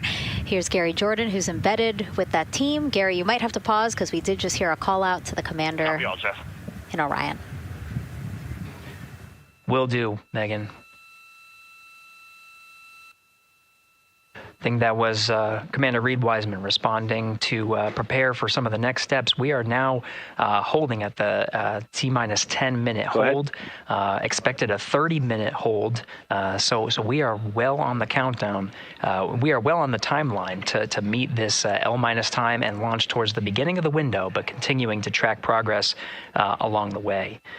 Again, I'm here with the Artemis 2 flight control teams in Mission Control Houston. The team in the room behind me has been monitoring the countdown and verifying their own mission-specific launch criteria of the Space Launch System, the Orion spacecraft integrity, and its crew. During the final poll before launch, if all looks good from each of the flight controllers in this room, Flight Director Judd Freeling will report a go for launch from Houston Flight. Upon liftoff, teams here take control of the mission and communicate with the crew while they fly on the Space Launch System. This phase of flight is highly dynamic, and each console position has a dedicated and important role of looking after critical systems. You'll hear calls from Capcom and NASA astronaut Stan Love in this room to the Artemis 2 crew as milestones are reached during the more than 8 minutes of powered flight on the core stage. Liftoff and ascent are just the beginning. This room will be staffed around the clock over the next 10 days to oversee every moment of the mission through splashdown. Here from the Johnson Space Center, we'll be streaming the mission live 24/7 so anyone can follow the crew's journey, take peeks inside the spacecraft, and share the experience of a lunar flyby with astronauts looking down at the moon's surface. Teams here have been rehearsing tirelessly in simulations to throw every conceivable and inconceivable scenario their way. We are ready and eager to begin the Artemis 2 mission. Still milestones to come as we continue the countdown, but we'll be right back with you during the ascent phase of today's flight. With that, Megan, I will send it back over to you at the Space Coast. Thanks so much, Gary. Under 37 minutes until the opening of our 2-hour launch window, 6:24 p.m. Eastern. I've never been more excited for a time. But why don't we send it back over to Megan Carter with the Moon Board to learn more about what happens after ascent. Absolutely. I am definitely also getting excited. Things feel like they're starting to pick up a little pace here. A lot is about to happen within the first 10 minutes of launch, but what happens after those first 10 minutes? Let me take you over here to my mission map so we can kind of jump ahead and let me explain a few things. So, our main engine cutoff is going to stand for MECO, and that is essentially where the rocket's job is done, and it is then going to turn the propulsion duties over to our ICPS. That stands for Interim Cryogenic Propulsion Stage. Don't try and say that too many times fast, but the ICPS is going to be right here, and that's our in-space propulsion. About 50 minutes into, after about 50 minutes into launch, it is going to conduct that first burn, and that's going to be the perigee raise maneuver. Essentially, basically what that is going to do is going to raise the spacecraft from a lowest point of Earth just a little bit higher into space. And then they are going to conduct that nice path. That's going to set them on that nice circular path around the Earth. That's when they're going to start to be able to really check out the spacecraft. The Orion spacecraft is going to be able to, like we've talked about, be maneuvered by the crew. They're going to check out those life support systems, and communication checkout's going to be vital at that point as well, obviously. Then they will be conducting that another burn, and that's going to raise them just a little bit higher again. And then they will, it'll be about time for the ICPS to separate, and they will start another lap around the Earth as well. Now, the ICPS, but even after it separates, its job will not be done because they will have the opportunity to conduct something called the Proximity Operations Demonstration. And this is going to be really important for our future lunar missions because the ICPS actually has a target on it, and the crew is going to have the opportunity to manually maneuver these spacecraft like we've mentioned and practice those docking maneuvers. Now, obviously, they will not be docking for this mission, but that is, again, going to be critical for those lunar missions in the future. Now, all right, after that ICPS has separated and they've done that second lap, they're going to conduct 2 more burns. And what these burns are going to do is set them up to the high enough orbit and a fast enough speed in order to conduct the translunar injection. This is going to be that critical moment and that critical milestone where they are going to produce about 6,000 pounds of thrust. And this is that point that is going to take them out of low Earth orbit into deep space, and it's going to set them on that nice path towards that lunar flyby.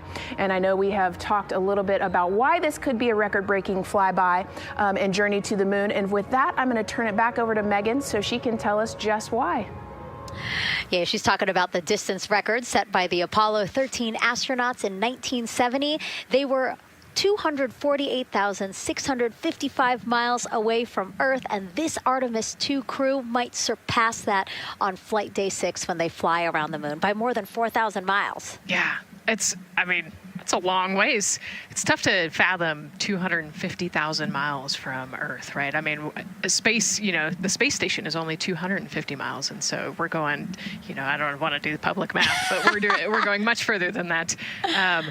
But it's important, right? Because we want to get back to the moon. We want to see the surface. We want to see the far side of the moon. And the way we do that is by breaking distance records. Yeah, and the exact distance record depends on exactly when they launch, like the time, the day. So we'll learn more as we go into this 10-day mission with the Artemis 2 crew. But here we are, 32 minutes, 50 seconds and counting from the opening of our launch window. Feels really, really surreal here as more and more people come to gather on the press site lawn here at Kennedy Space Center. Why don't we take a look at this video that we have here? Some familiar faces who wanted to wish our Artemis 2 crew a safe journey. Reed, Victor, Christina, and Jeremy, you are the real deal. You're flying to the moon for all of us, and we are in awe. You're the true heroes. You are not just astronauts. You are pioneers, venturing deeper into the unknown. But you are not alone. We will be all cheering you on from planet Earth. Hey, I'm Victor Wembanyama, and I play basketball in the NBA. But I'm not only interested in shooting hoops. I'm also interested in shooting stars, dark matter, and all other types of astronomical phenomenon. And to the Artemis 2 astronauts who are shooting for the moon, I wish them good luck and Godspeed. Hi everybody, I'm Ryan Gosling, and I play a biologist who goes to space to save the planet in the film Project Hail Mary. But the Artemis 2 astronauts are going to space for real, and they will travel farther from Earth than any humans in history. Sending all our best wishes to the Artemis 2 crew. I just want to say how proud I am of each of you and how inspired you make me. But it's not just about me. Your mission is going to inspire future generations of scientists, engineers, athletes, and dreamers to do something that they never thought possible. Hey, it's Roy Wood Jr., and I want to wish the Artemis 2 crew a happy and safe journey to the moon, well, around the moon. To go around. I know what you're doing. You got to look for a parking space. This is to go around the moon, make sure it's somewhere to park, and then you park journey. Good luck. It's actually a really good way to explain what how this mission builds. Again, we are hoping to land astronauts on the surface of the moon in maybe 2 years. So yes, we are looking around the moon on this lunar flyby mission to see where we might park. Thank you, Roywood Jr. Okay, and as we look at this live view of the rocket on the pad, there is a spectacular place here at Kennedy Space Center to watch launch from, and that's the Banana Creek viewing area. Why don't we go back there where the crowd is excited, and Leah has the best assignment ever, talking to people who are super excited about being here for Artemis 2. Oh my gosh, Megan, you talk about the excitement being palpable. I'm telling you, everybody here on pins and needles as we get just about half an hour away from launch. I've been walking around talking to people, and I'm just struck again and again by how many people are here from across the agency. I want to introduce you to just a small portion of the people across NASA who have been supporting this mission. Patty Ortiz, NASA Armstrong Flight Research Center, Orion Program. Orion. Kathy Graves, Glenn Research Center, Office of STEM Engagement. Here we go. David Alexander, NASA Glenn Research Center, Office of STEM Engagement. Jennifer Becerra, Johnson Space Center, the Office of STEM Engagement. Here we go. Right back here. Where are you from? I'm from NASA Glenn Research Center, Joseph Pinakitis. Joseph, here we go. Wes Furman from APL. Maria Arredondo from Headquarters, Next Gen STEM. Mark Robinson, Stennis Space Center, Commercial Space. Amira Flores, Armstrong, Office of the STEM Engagement. Molly Kearns, NASA Glenn, Space Communications and Navigation. Matthew Pierce, Goddard Institute for Space Studies in New York City. Here we go, and right over here. Lauren Ring, Ames Research Center, Data Integration. So we're coming together. We're one big NASA team, one big NASA family, and we have one major message before we launch tonight. Okay, guys, what are we going to say? 1, 2, 3.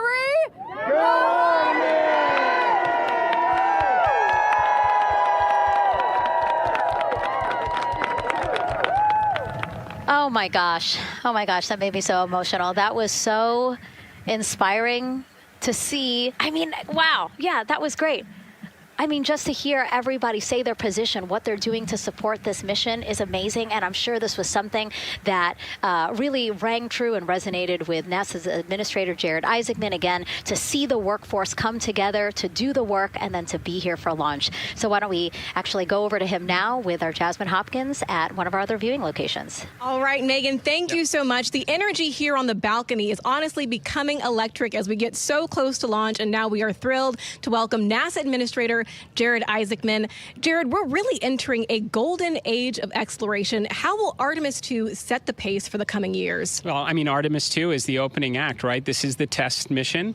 This is getting very comfortable with the SLS rocket, the Orion spacecraft. No humans have ever flown on this before, right? And we're going to put it through its paces. We'll go into Earth orbit for a little bit, make sure Orion's doing okay, and then we are sending them, right? We're going to send them farther into space than any humans might have gone before, 250,000 miles away, and it's going to set up for the subsequent missions. That's why we're going into the golden age of science and discovery right now, because you're going to see a moon rocket launch in 2027 when we do our testing with the lander. We're going to go for the landing on Artemis 4 in 2028. And in parallel, we're going to build the moon base, right? And that is going to be filled with science discovery and tech demonstrations that's going to support the enduring presence we're trying to create on the surface. Absolutely. So honestly, history-making years ahead of us, you know, with Artemis 3 and 4. But first is Artemis 2. What will be our single greatest takeaway from this mission? Well, I'll tell you, I mean, after ignition, to me, the moment that I'm going to be most excited for is splashdown. There's no question about that. Good shoots coming down off the West Coast. But look, I think the takeaway from this is gaining extreme comfort in the Orion spacecraft, right? I mean, this is very different than what we've done for more than a half century, right? I mean, the velocities that spacecraft is going to re-enter at, it's going to be new territory for us. We want to get our arms around that completely. So I would say the performance of SLS plus Orion is everything on this one. We want to make sure we do it in as a safe way as we possibly can, understanding what we are undertaking right here, bring our crew back, learn as much we can from the vehicle, set up for Artemis 3 in 2027. Right. And Administrator, we've actually had a pretty young audience today here, some kids running around the balcony. How do you hope Artemis 2 inspires that next generation? You know, I talk about this all the time. Like, you know, one of our overarching KPIs that we should always be tracking is the number of people living and working in space. Well, you know what's another strong number 2 on that one? It's the number of kids that are dressing up as astronauts for Halloween so that they grow up, that they're inspired to want to join in this grand endeavor, whether they come work with us here at NASA or they join in industry, but they're helping humankind venture out farther, pursue all the secrets of the universe. Yeah, I think we'll see a lot of kids dressed as astronauts this year. And finally, Jared, you've really made it a personal mission to get to know the people behind the work at NASA. Do you have any final thoughts, any final words before today's history-making launch? Yeah, well, one, I want to express a lot of appreciation. I'll tell you what, the 4 astronauts on top of Artemis 2 know this. It takes an army to pull a mission together like this, right? Across all 10 of our centers, all of our commercial partners, the international partners that come together to make this possible. My sincere appreciation for everyone who is currently working the mission right now, so getting them ready for launch, that will be watching over them in mission control, recovering this crew when they splash down off the West Coast. I have complete trust and confidence in your abilities. And everybody else who's not directly working on Artemis 2, Artemis 3 is coming up next year. When this mobile launcher gets back in the VAB, we're going to start stacking. Wow, plenty of excitement ahead of us. Jared Isaacman, thank you so much for being here. Thank you. Thanks for being here. Of course. All right. And with that, let's get back to the countdown with NASA's Megan Cruz. Under 25 minutes and counting from the opening of our 2-hour launch window. And take a look at all these people behind us. I literally, every moment I turn around and I see the clock, I am like, oh, wow. Oh, wow. There are more people and less time. Yes, exactly, which is a great problem to have. Yes. Now, this first crewed test flight of NASA's Artemis program coincides with the 250th anniversary of our country's founders signing the Declaration of Independence. Exploration is a part of America's DNA, and it continues now with our return to the moon. 250 years ago, 13 colonies laid the foundation for the greatest and most enduring democracy in the history of the world. One driven by courage, faith, and freedom. From that moment, we became a nation defined not by where we stood, but by how far we were willing to go. We conquered vast frontiers, invented tools that shaped a modern world. We found light in the dark, and we rose from the earth. Faster, higher, farther. We pushed beyond the sky and into the unknown. We carried our courage into the cosmos, and we planted the American flag on the moon, the defining achievement of American superiority in space. Today, our curiosity stretches farther than ever. American robots search ancient rivers on Mars. New telescopes unfold to glimpse the first stars. And a new generation prepares to return to the moon, this time to stay. For 250 years, America has carried the light of humanity forward. But American exceptionalism isn't inherited, it's earned. Our greatness comes not only from what we've done, but what we're still determined to discover. Because in every era, across every horizon, America is at its best when it's reaching for something greater. America celebrates 250 years, and we are leading the world into the future. 22 minutes, 15 seconds and counting from Artemis 2, NASA's boldest test flight in a generation. The crew has said this often, that they hope it inspires children around the world. And recently, a group of kids here at Kennedy Space Center got a surprise of a lifetime while watching that rocket roll to the launch pad. So tell me what color it is.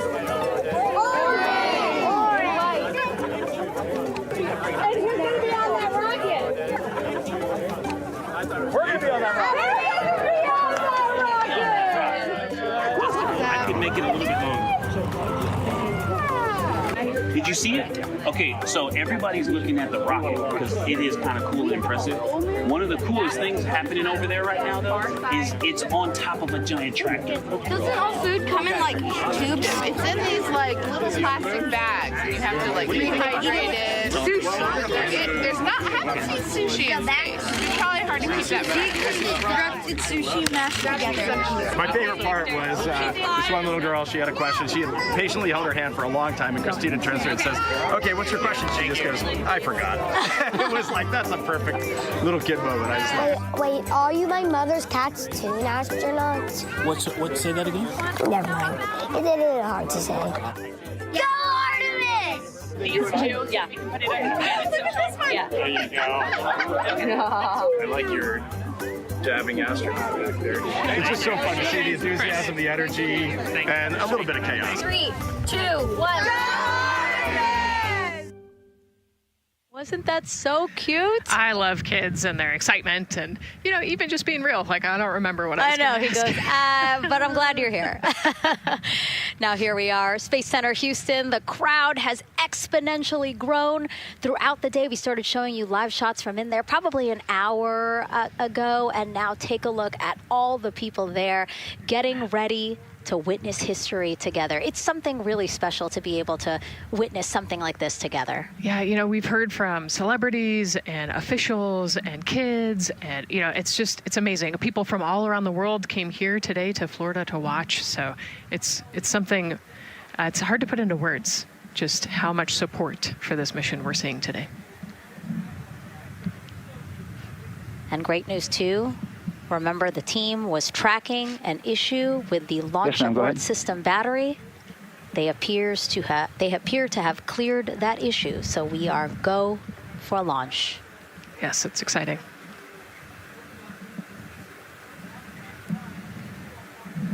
U.S. Space and Rocket Center here, Huntsville, Alabama, waving to the Artemis II crew sitting right there inside Orion. Inside of 20 minutes from the opening of our launch window, and right now we are targeting the top of that launch window, so we could be launching here in about 19 minutes, Nicole. Wow, I don't know if I expected this today. I'm excited, and I'm glad they were able to clear the problem with the battery on the LAS, and everything has gone really smoothly today. It's been great. The weather cleared up. It's a beautiful day for a launch.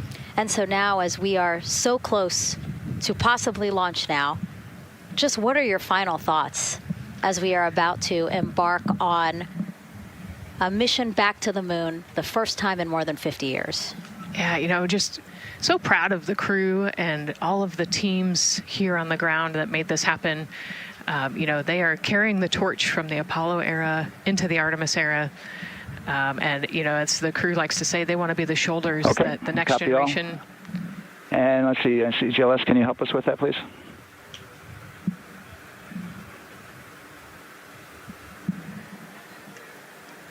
They want to be the crew wants to be the shoulders that the next generation can climb on. 001. I think it's in their patch. We're going for all. It's in the name of their capsule, integrity, representing humility and the professionalism of everyone that got them there today. So proud of them. We love them. We're excited for them, and we cannot wait to see what they see.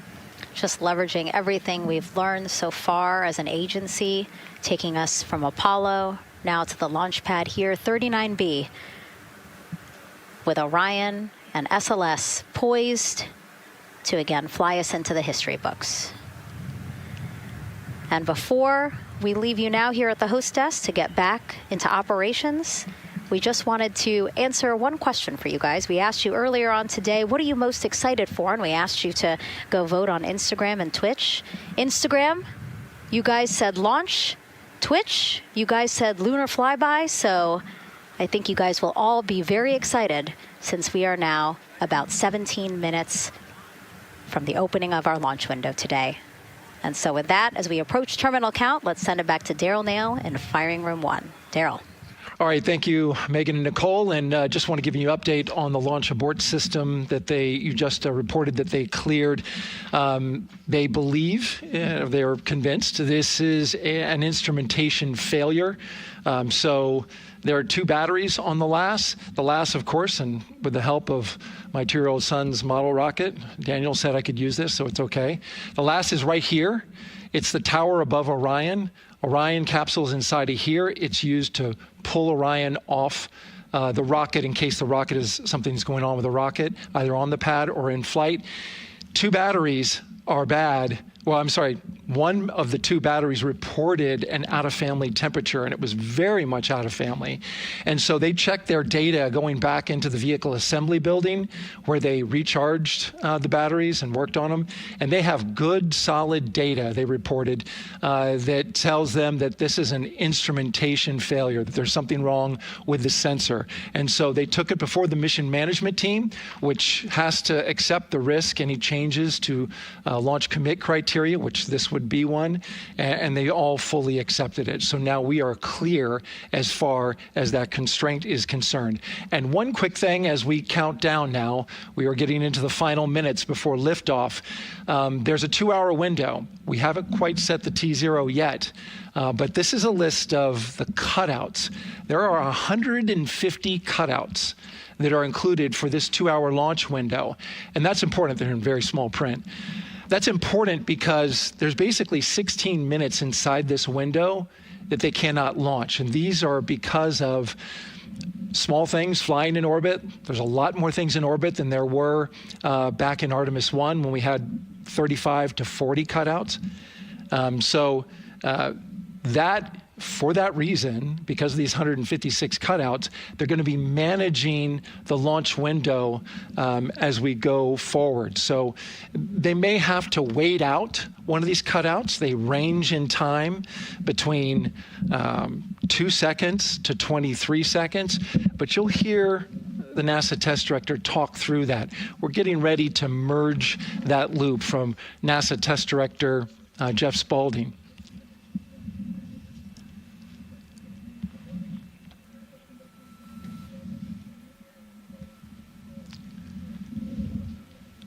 And so now I'm listening to the launch team get ready to merge their operational channel.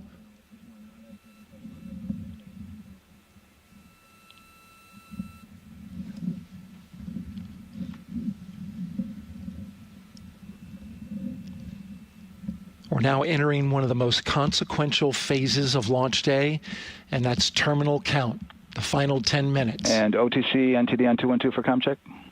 Good, comm. How me? I hear the same. STC? 2. GTC? GTC is on 212. All right, copy that. NASA Test Director Jeff Spaulding confirming communications with his team.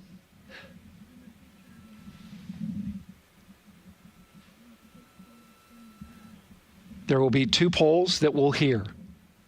One from Spaulding, the NASA test director, confirming the ground systems and the launch team are ready to proceed. At this point, we have a clear board, no constraints, but we need confirmation from each individual on the NASA test director team. So we'll hear him poll his team. The other poll that we're waiting for is the poll from Launch Director Charlie Blackwell Thompson, who will take that final status from NASA management before giving the go to come out of a hold. And you're seeing the clock count down at L minus 12 minutes. CCL, OTC, Orion, RS1. CCL. Yes, sir. Reconfigure ARS primary loop ISO valves. Copy, that's in work. And CDR, OTC, Orion, RS1. Go. ARS loop ISO valves are being closed at this time. Integrity copies. NGDLP. Go. Yes, I had a discussion with sea ice and with MER manager regarding the observation the sea ice had a few minutes ago. They were able to confirm with BCI photos that the condition that they observed has been there since 2025. MER manager has had a chance to review the findings, and they do not have any constraints from either a sea ice or MER manager perspective. Okay. Copy all. And Launch Director NTD, you copy? Yes, sir. I copy. That's good news. OTC, CCL 212. OTC. ARS primary loop isolation valve configurations complete. Copy.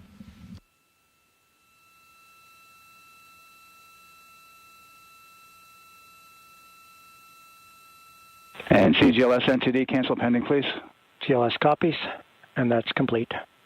All All right, and for all personnel, we got a little bit more work to do before we pick up the clock, and we're about a little over a minute from getting to T-minus 10 minutes, but we've canceled the resume time there, and then we'll pick it up after we get through all of our work and anything else that we need to do to get through the remainder of counts. So we'll continue working that to get to our T0 today.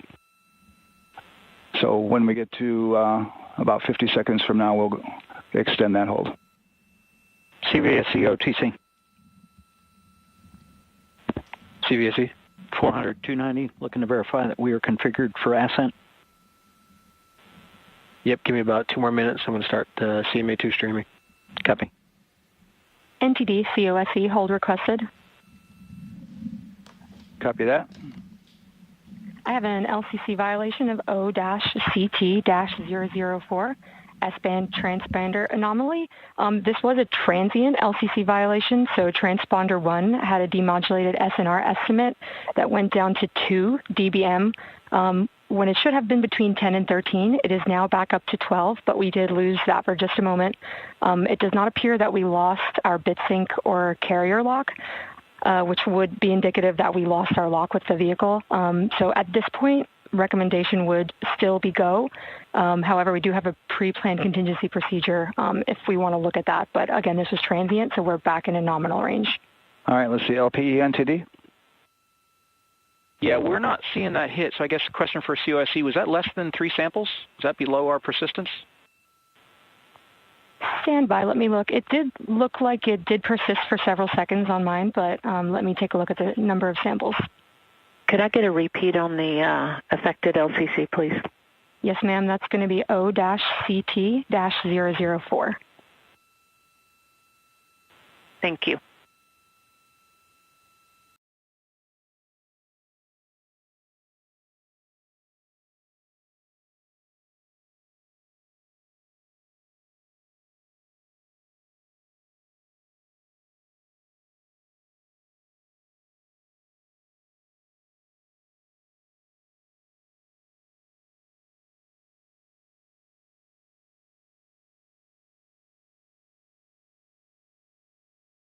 Yeah, us taking a look at the data right here, looks like that was a single sample. Yeah, copy that. RFTS does report that they also lost lock for about 5 seconds. So I would love to ask KUS and see if they also lost lock with the vehicle for any extended amount of period.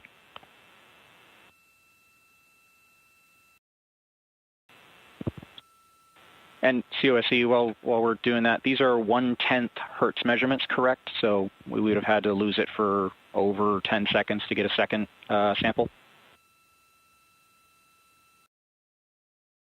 Yes, sir, that's correct. It is 1/10 hertz. Yeah, so from our perspective, the allowance is effectively up to 30 seconds, up to 3 samples based on the 1/10 hertz. This is not an LCC violation, I believe. Yes, sir. I would agree with that at this point. Copy that. We're checking with KUS on 232. I don't think they have 212 access. We're trying to verify, but it sounds like they have a loss of lock as well. About 2 seconds. Okay. And I guess for both KUS and COSE, do we have lock now? That's affirmed. We do have lock for COSE.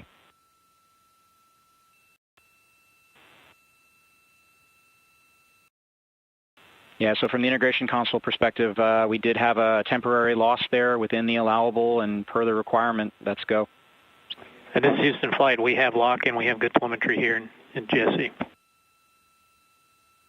And KUS is reported to they have good lock now. So with all of that, OSC, then are we in a go configuration per your LCC? Yes, sir. Recommendation would be go. Okay. LP, you concur with that? Yes, sir. LP concurs go. And Launch Director? Yes, sir. Launch Director concurs go. All right, and I'm going to go ahead and just verify everybody has everything else complete, Launch Director, and if we do, we'll be ready to pick up the poll at that time, unless there's something else that you're aware of. No, sir. Let's verify all our work is complete, and I would like one last check of our constraints list. All right, let's see. OTC, are you still waiting for ComConfig, or are you... That is affirmed, sir. Okay, is that your only open item? Yeah, OTC, this is CVSC. That 400 step 290 is complete. Copy. Okay, so OTC, you're complete with all of your work? That's affirmed. All right, copy that. STC? STC is complete. And GTC? GTC is complete. Okay, excellent. All right, and LPE, just want to verify we have no open constraints at this time. No open constraints. We have a clear board, sir. Okay, tracking the same here. And Launch Director, with that, we are clear and ready to pick up the launch readiness poll with your go. All right, sir. I am go for the poll. All right. And for all personnel, this is the NTD conducting the Artemis II launch readiness check. Verify ready to resume count and go for launch. OTC. OTC is go. STC. STC is go. GTC. C's go. MCO. CO's go. Safety Console. The Safety Console is go. LPE. LPE's go. RTD. RTD's go. Houston Flight. Houston Flight is go. ROC. ROC is go. And CDR. Crew is go. Copy that. Thank you, Reed. And Launch Director, NTD, our launch team is ready to proceed at this time. All right, NTD, I copy all. At this time, I'll perform my poll. Attention on the net. This is the Launch Director performing the final poll for launch. Verify no constraints and go for launch. EGS, Program Chief Engineer. Artemis Chief Engineers are go. Copy, thank you. EGS, Chief Safety Officer. The Artemis CSOs are go. Copy, thank you. Range Weather. Launch weather is go. Thank you, LWO. And Artemis MMT Chair. MMTs go. Thank you, John. And Integrity Launch Director. Good to hear your voice, Charlie. PLT. Thank you, Charlie. This is Victor. We are going for our families. MS1. This is Christina. We are going for our teammates. MS2. This is Jeremy. We are going for all humanity. All right, Charlie, your Artemis II crew is go for launch. Full send. I copy that. Reed, Victor, Christina, and Jeremy. On this historic mission, you take with you the heart of this Artemis team, the daring spirit of the American people and our partners across the globe, and the hopes and dreams of a new generation. Good luck. Godspeed, Artemis II. Let's go.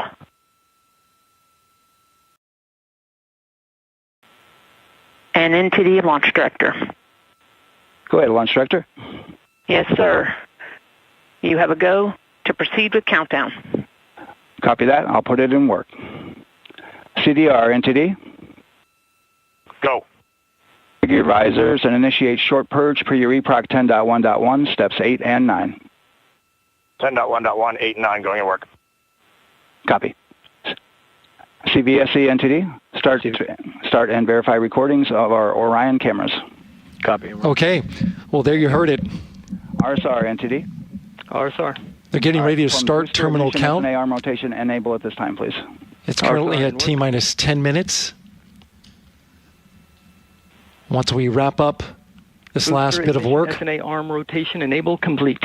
We're going to start that clock. Copy that. Thank you. Integrity crew, close and lock visors.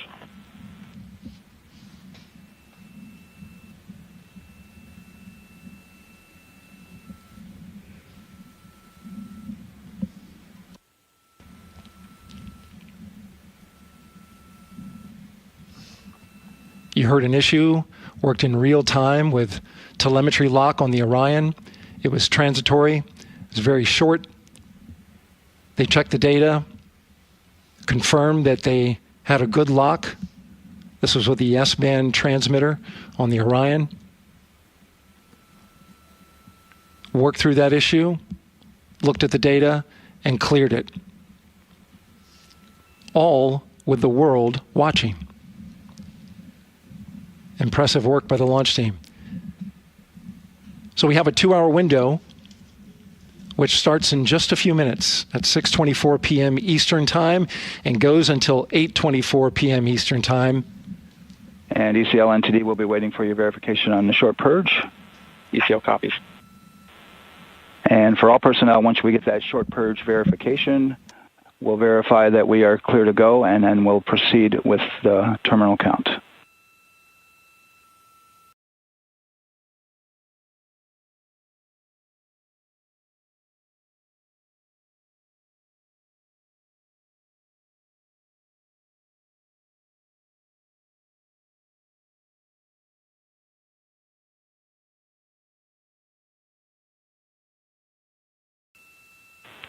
ECL time estimate? About a minute. Copy.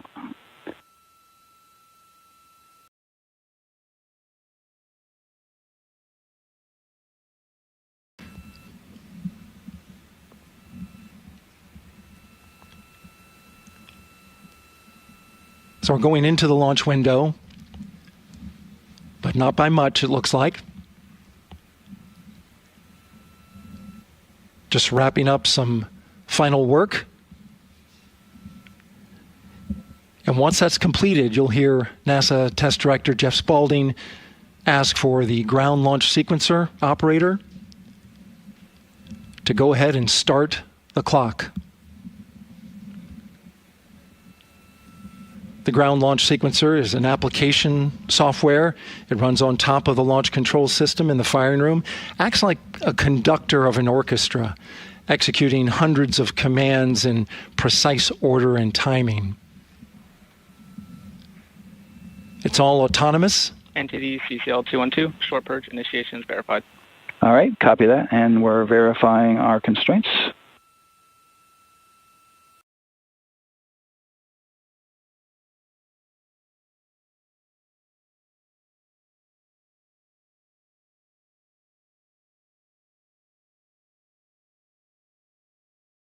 All right, and we're clear from cutouts. And with that, we're going to resume the clock momentarily. And CGLS, you can resume the clock on your mark. GLS copies. 3, 2, 1, mark. GLS mainline has been initiated. T-minus 10 minutes and counting.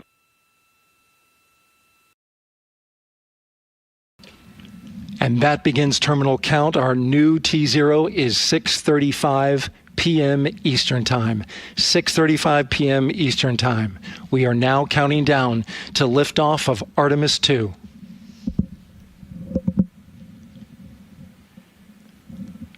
From now on, you're going to hear two voices on the loops.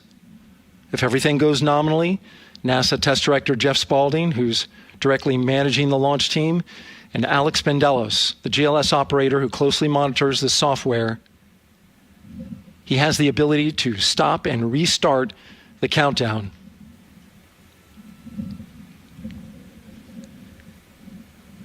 A lot of people ask about whether there's a launch button. There certainly is not. Flight and Rock, our new T0 is 22:35:12. Houston flight copies. Rock copies. 22:35:12. Affirm. There you heard confirmation of the exact T0, 6:35 and 12 seconds p.m. Eastern Time. Again, our T0 is 6:35 and 12 seconds p.m. Eastern Time. But as I was saying, there's no launch button. This is autonomous. But there is a button that keeps you from launching, and that button allows the GLS operator to pause the countdown outside of terminal count and during terminal count and submit a hold to the next holding point. So the clock won't stop right away. If there's an issue, we'll go to the next stable holding point so they can stop the countdown. This is how GLS configures the rocket and ground systems to a stable point where they can stop the countdown if that's needed. But right now, we are counting down. Our next big milestone, looking to retract the crew access arm. GLS is go for crew access arm retract. And there you see the crew access arm moving away.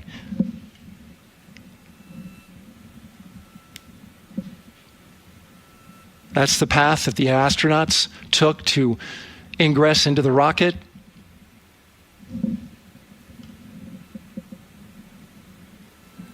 Until this point, that was their way off the pad if they needed to evacuate. But now with that arm retracting, the backup transitions to a launch abort system. And they'll begin arming that shortly.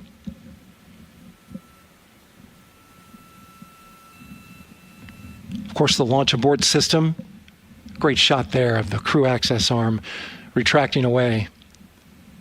The launch abort system is the tower at the top, and that's what would pull Orion and its crew off the top of the rocket in case of an emergency, whether it's on the ground or in flight.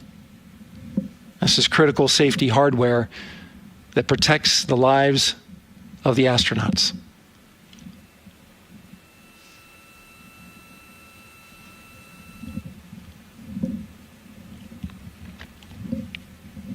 Starting at T-minus 6 minutes, the GLS will start bringing that and other high-energy systems online, starting with core stage pressurization.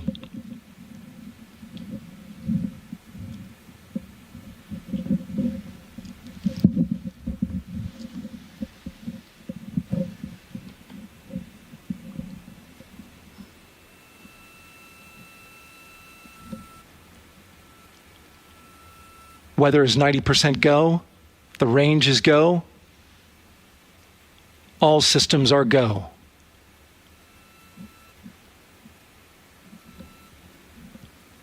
GLS is go for core stage tank pressurization. That means the replenish valve for the liquid hydrogen tank has now closed, and that tank is beginning to pressurize to flight levels because that hydrogen is naturally boiling inside the tank. We'll get the liquid oxygen tank a little later in the count. Now the team is waiting for verification that, if needed, the Artemis II crew could use the launch abort system to pull Orion safely off the top of the rocket in an emergency. Let's listen in for that call. GLS verifies last capability available. And CDR, do you copy? CDR copies, last available. That's great news, and you heard the NTD verify that with the commander of the mission. GLS is go for FTS arm. Now work is being done to arm the flight termination system. This is so the range safety can send a flight termination command if the rocket flies too far off track. There's a brief built-in delay so the launch abort system has time to pull the astronauts to safety first. GLS is go for LH2 high flow bleed check. All right, the high flow bleed check. That's so the cryo team gets verification that the RS-25 engines, all 4 of them, are in the proper temperature range for launch.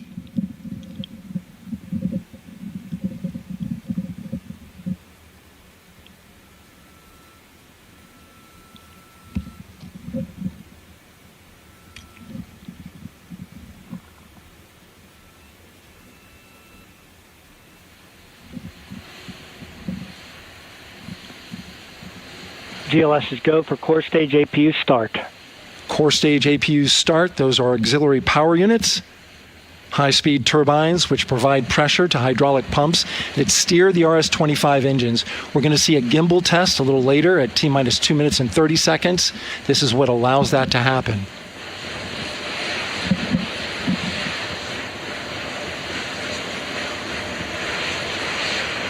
Coming up in about 20 seconds, we're listening for go for purge sequence 4. That's a helium purge of the 4 core stage engines downstream of the propellant valve. This gets all the air and moisture out of there.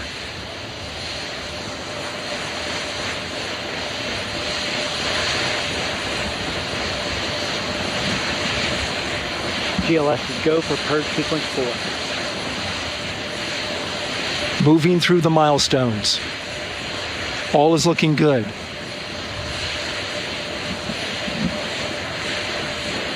Coming up in just a few seconds, we're going to get that thrust vector control actuator test. This is a gimbaling of the engines.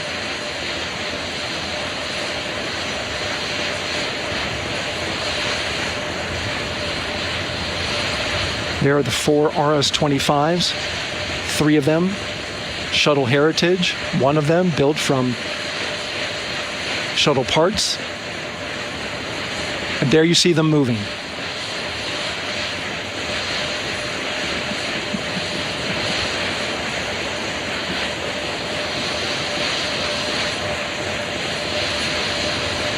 Now we're going to start moving the power from both the upper stage and the lower stage of the rocket to internal, taking ground power away and now going to battery power. GLS is go for upper stage to internal power.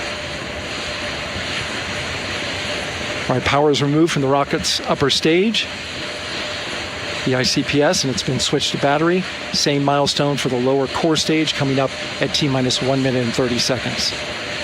Right now, the 4-person Artemis II crew is 248,000 miles away from the moon. And if all goes well, they will fly by it in 6 days. GLS is go for core stage to internal power. All right, there's the rocket's core stage, which houses 3 flight computers, is now on its own power. There's no more hold time because there's no more margin on these batteries. So we would have to recycle back to T-minus 10 to recharge if we had a hold.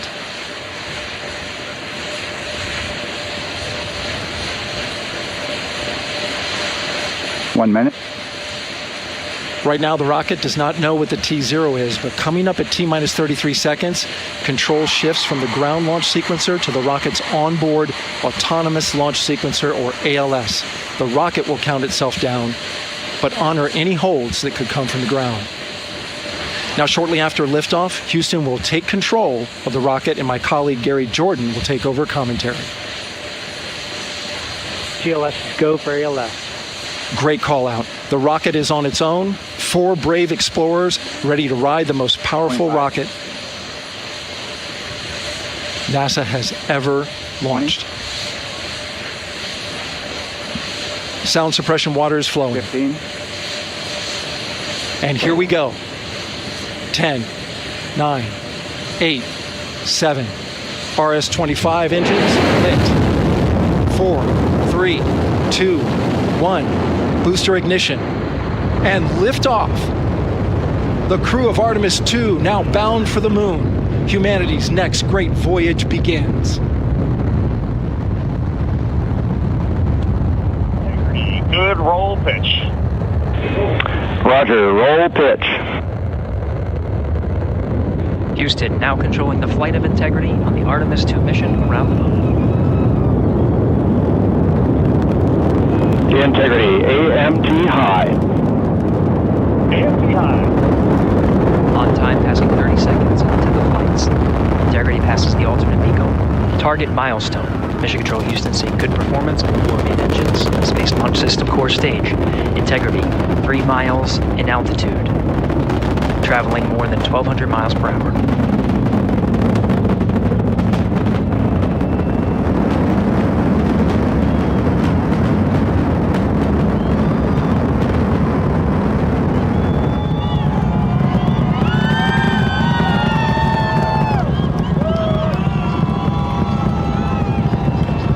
Mission elapsed time, passing 1 minute, approaching max Q. On, Ponce de Leon.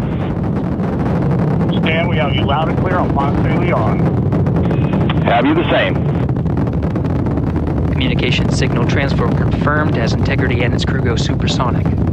Approaching 90 seconds into the Artemis II mission. Integrity is 14 miles in altitude, 8 miles downrange, traveling more than 2,600 miles per hour.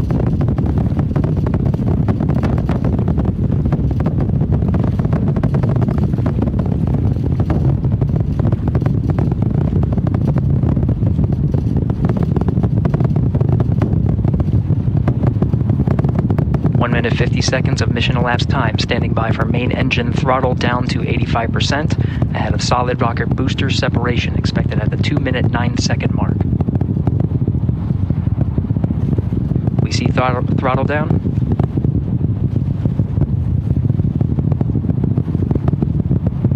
Confirmed separation. Main engines throttling up, guidance converged.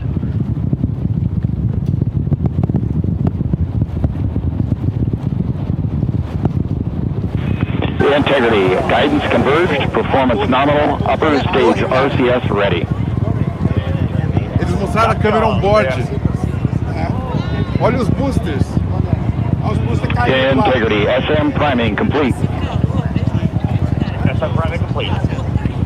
Calor, é lógico. 2 minutes 45 seconds of mission elapsed time into the Artemis 2 mission. Thrusters on integrity and upper stage confirmed in a ready state. Head of service module fairing separation. Não travou na hora, hein? Na hora não travou. Só travou depois. Show de bola. Ó, câmera on board. 3 minutes into the flight. Não Integrity saia, 49 miles. Tem muita coisa acontecendo ainda. Não saia. Now passing 5,000 miles per hour. Soltou o interestágio. Soltou o interestágio. Cara, muito foda, velho. Olha isso aqui, velho. Pô, muito foda, cara.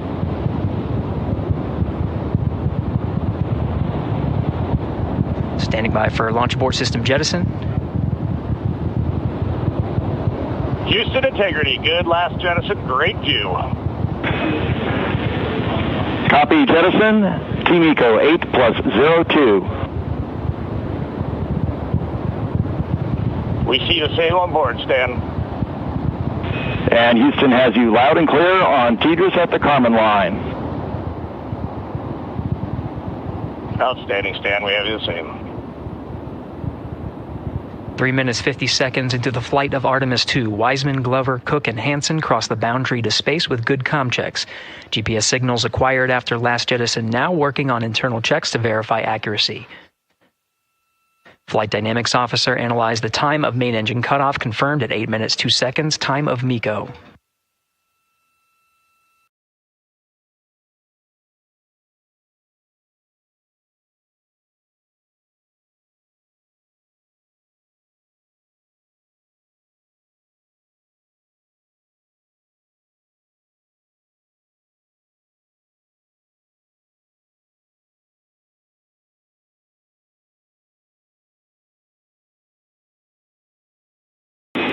Integrity, GPS processing.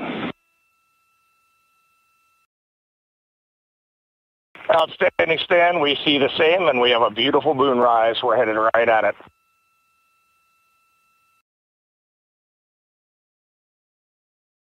Approaching 5 minutes into the flight, Commander Reed Wiseman confirms he has visuals of his destination. GPS guidance, navigation, and control software finishes internal checks and sends to navigation channels. Integrity, 3 engine press. 3 engine press. On time, now passing 5 minutes 20 seconds of mission elapsed time into the Artemis 2 mission. At this point, 3 good main engines are all that's needed to carry integrity to a nominal main engine cutoff target. Though at this time we're seeing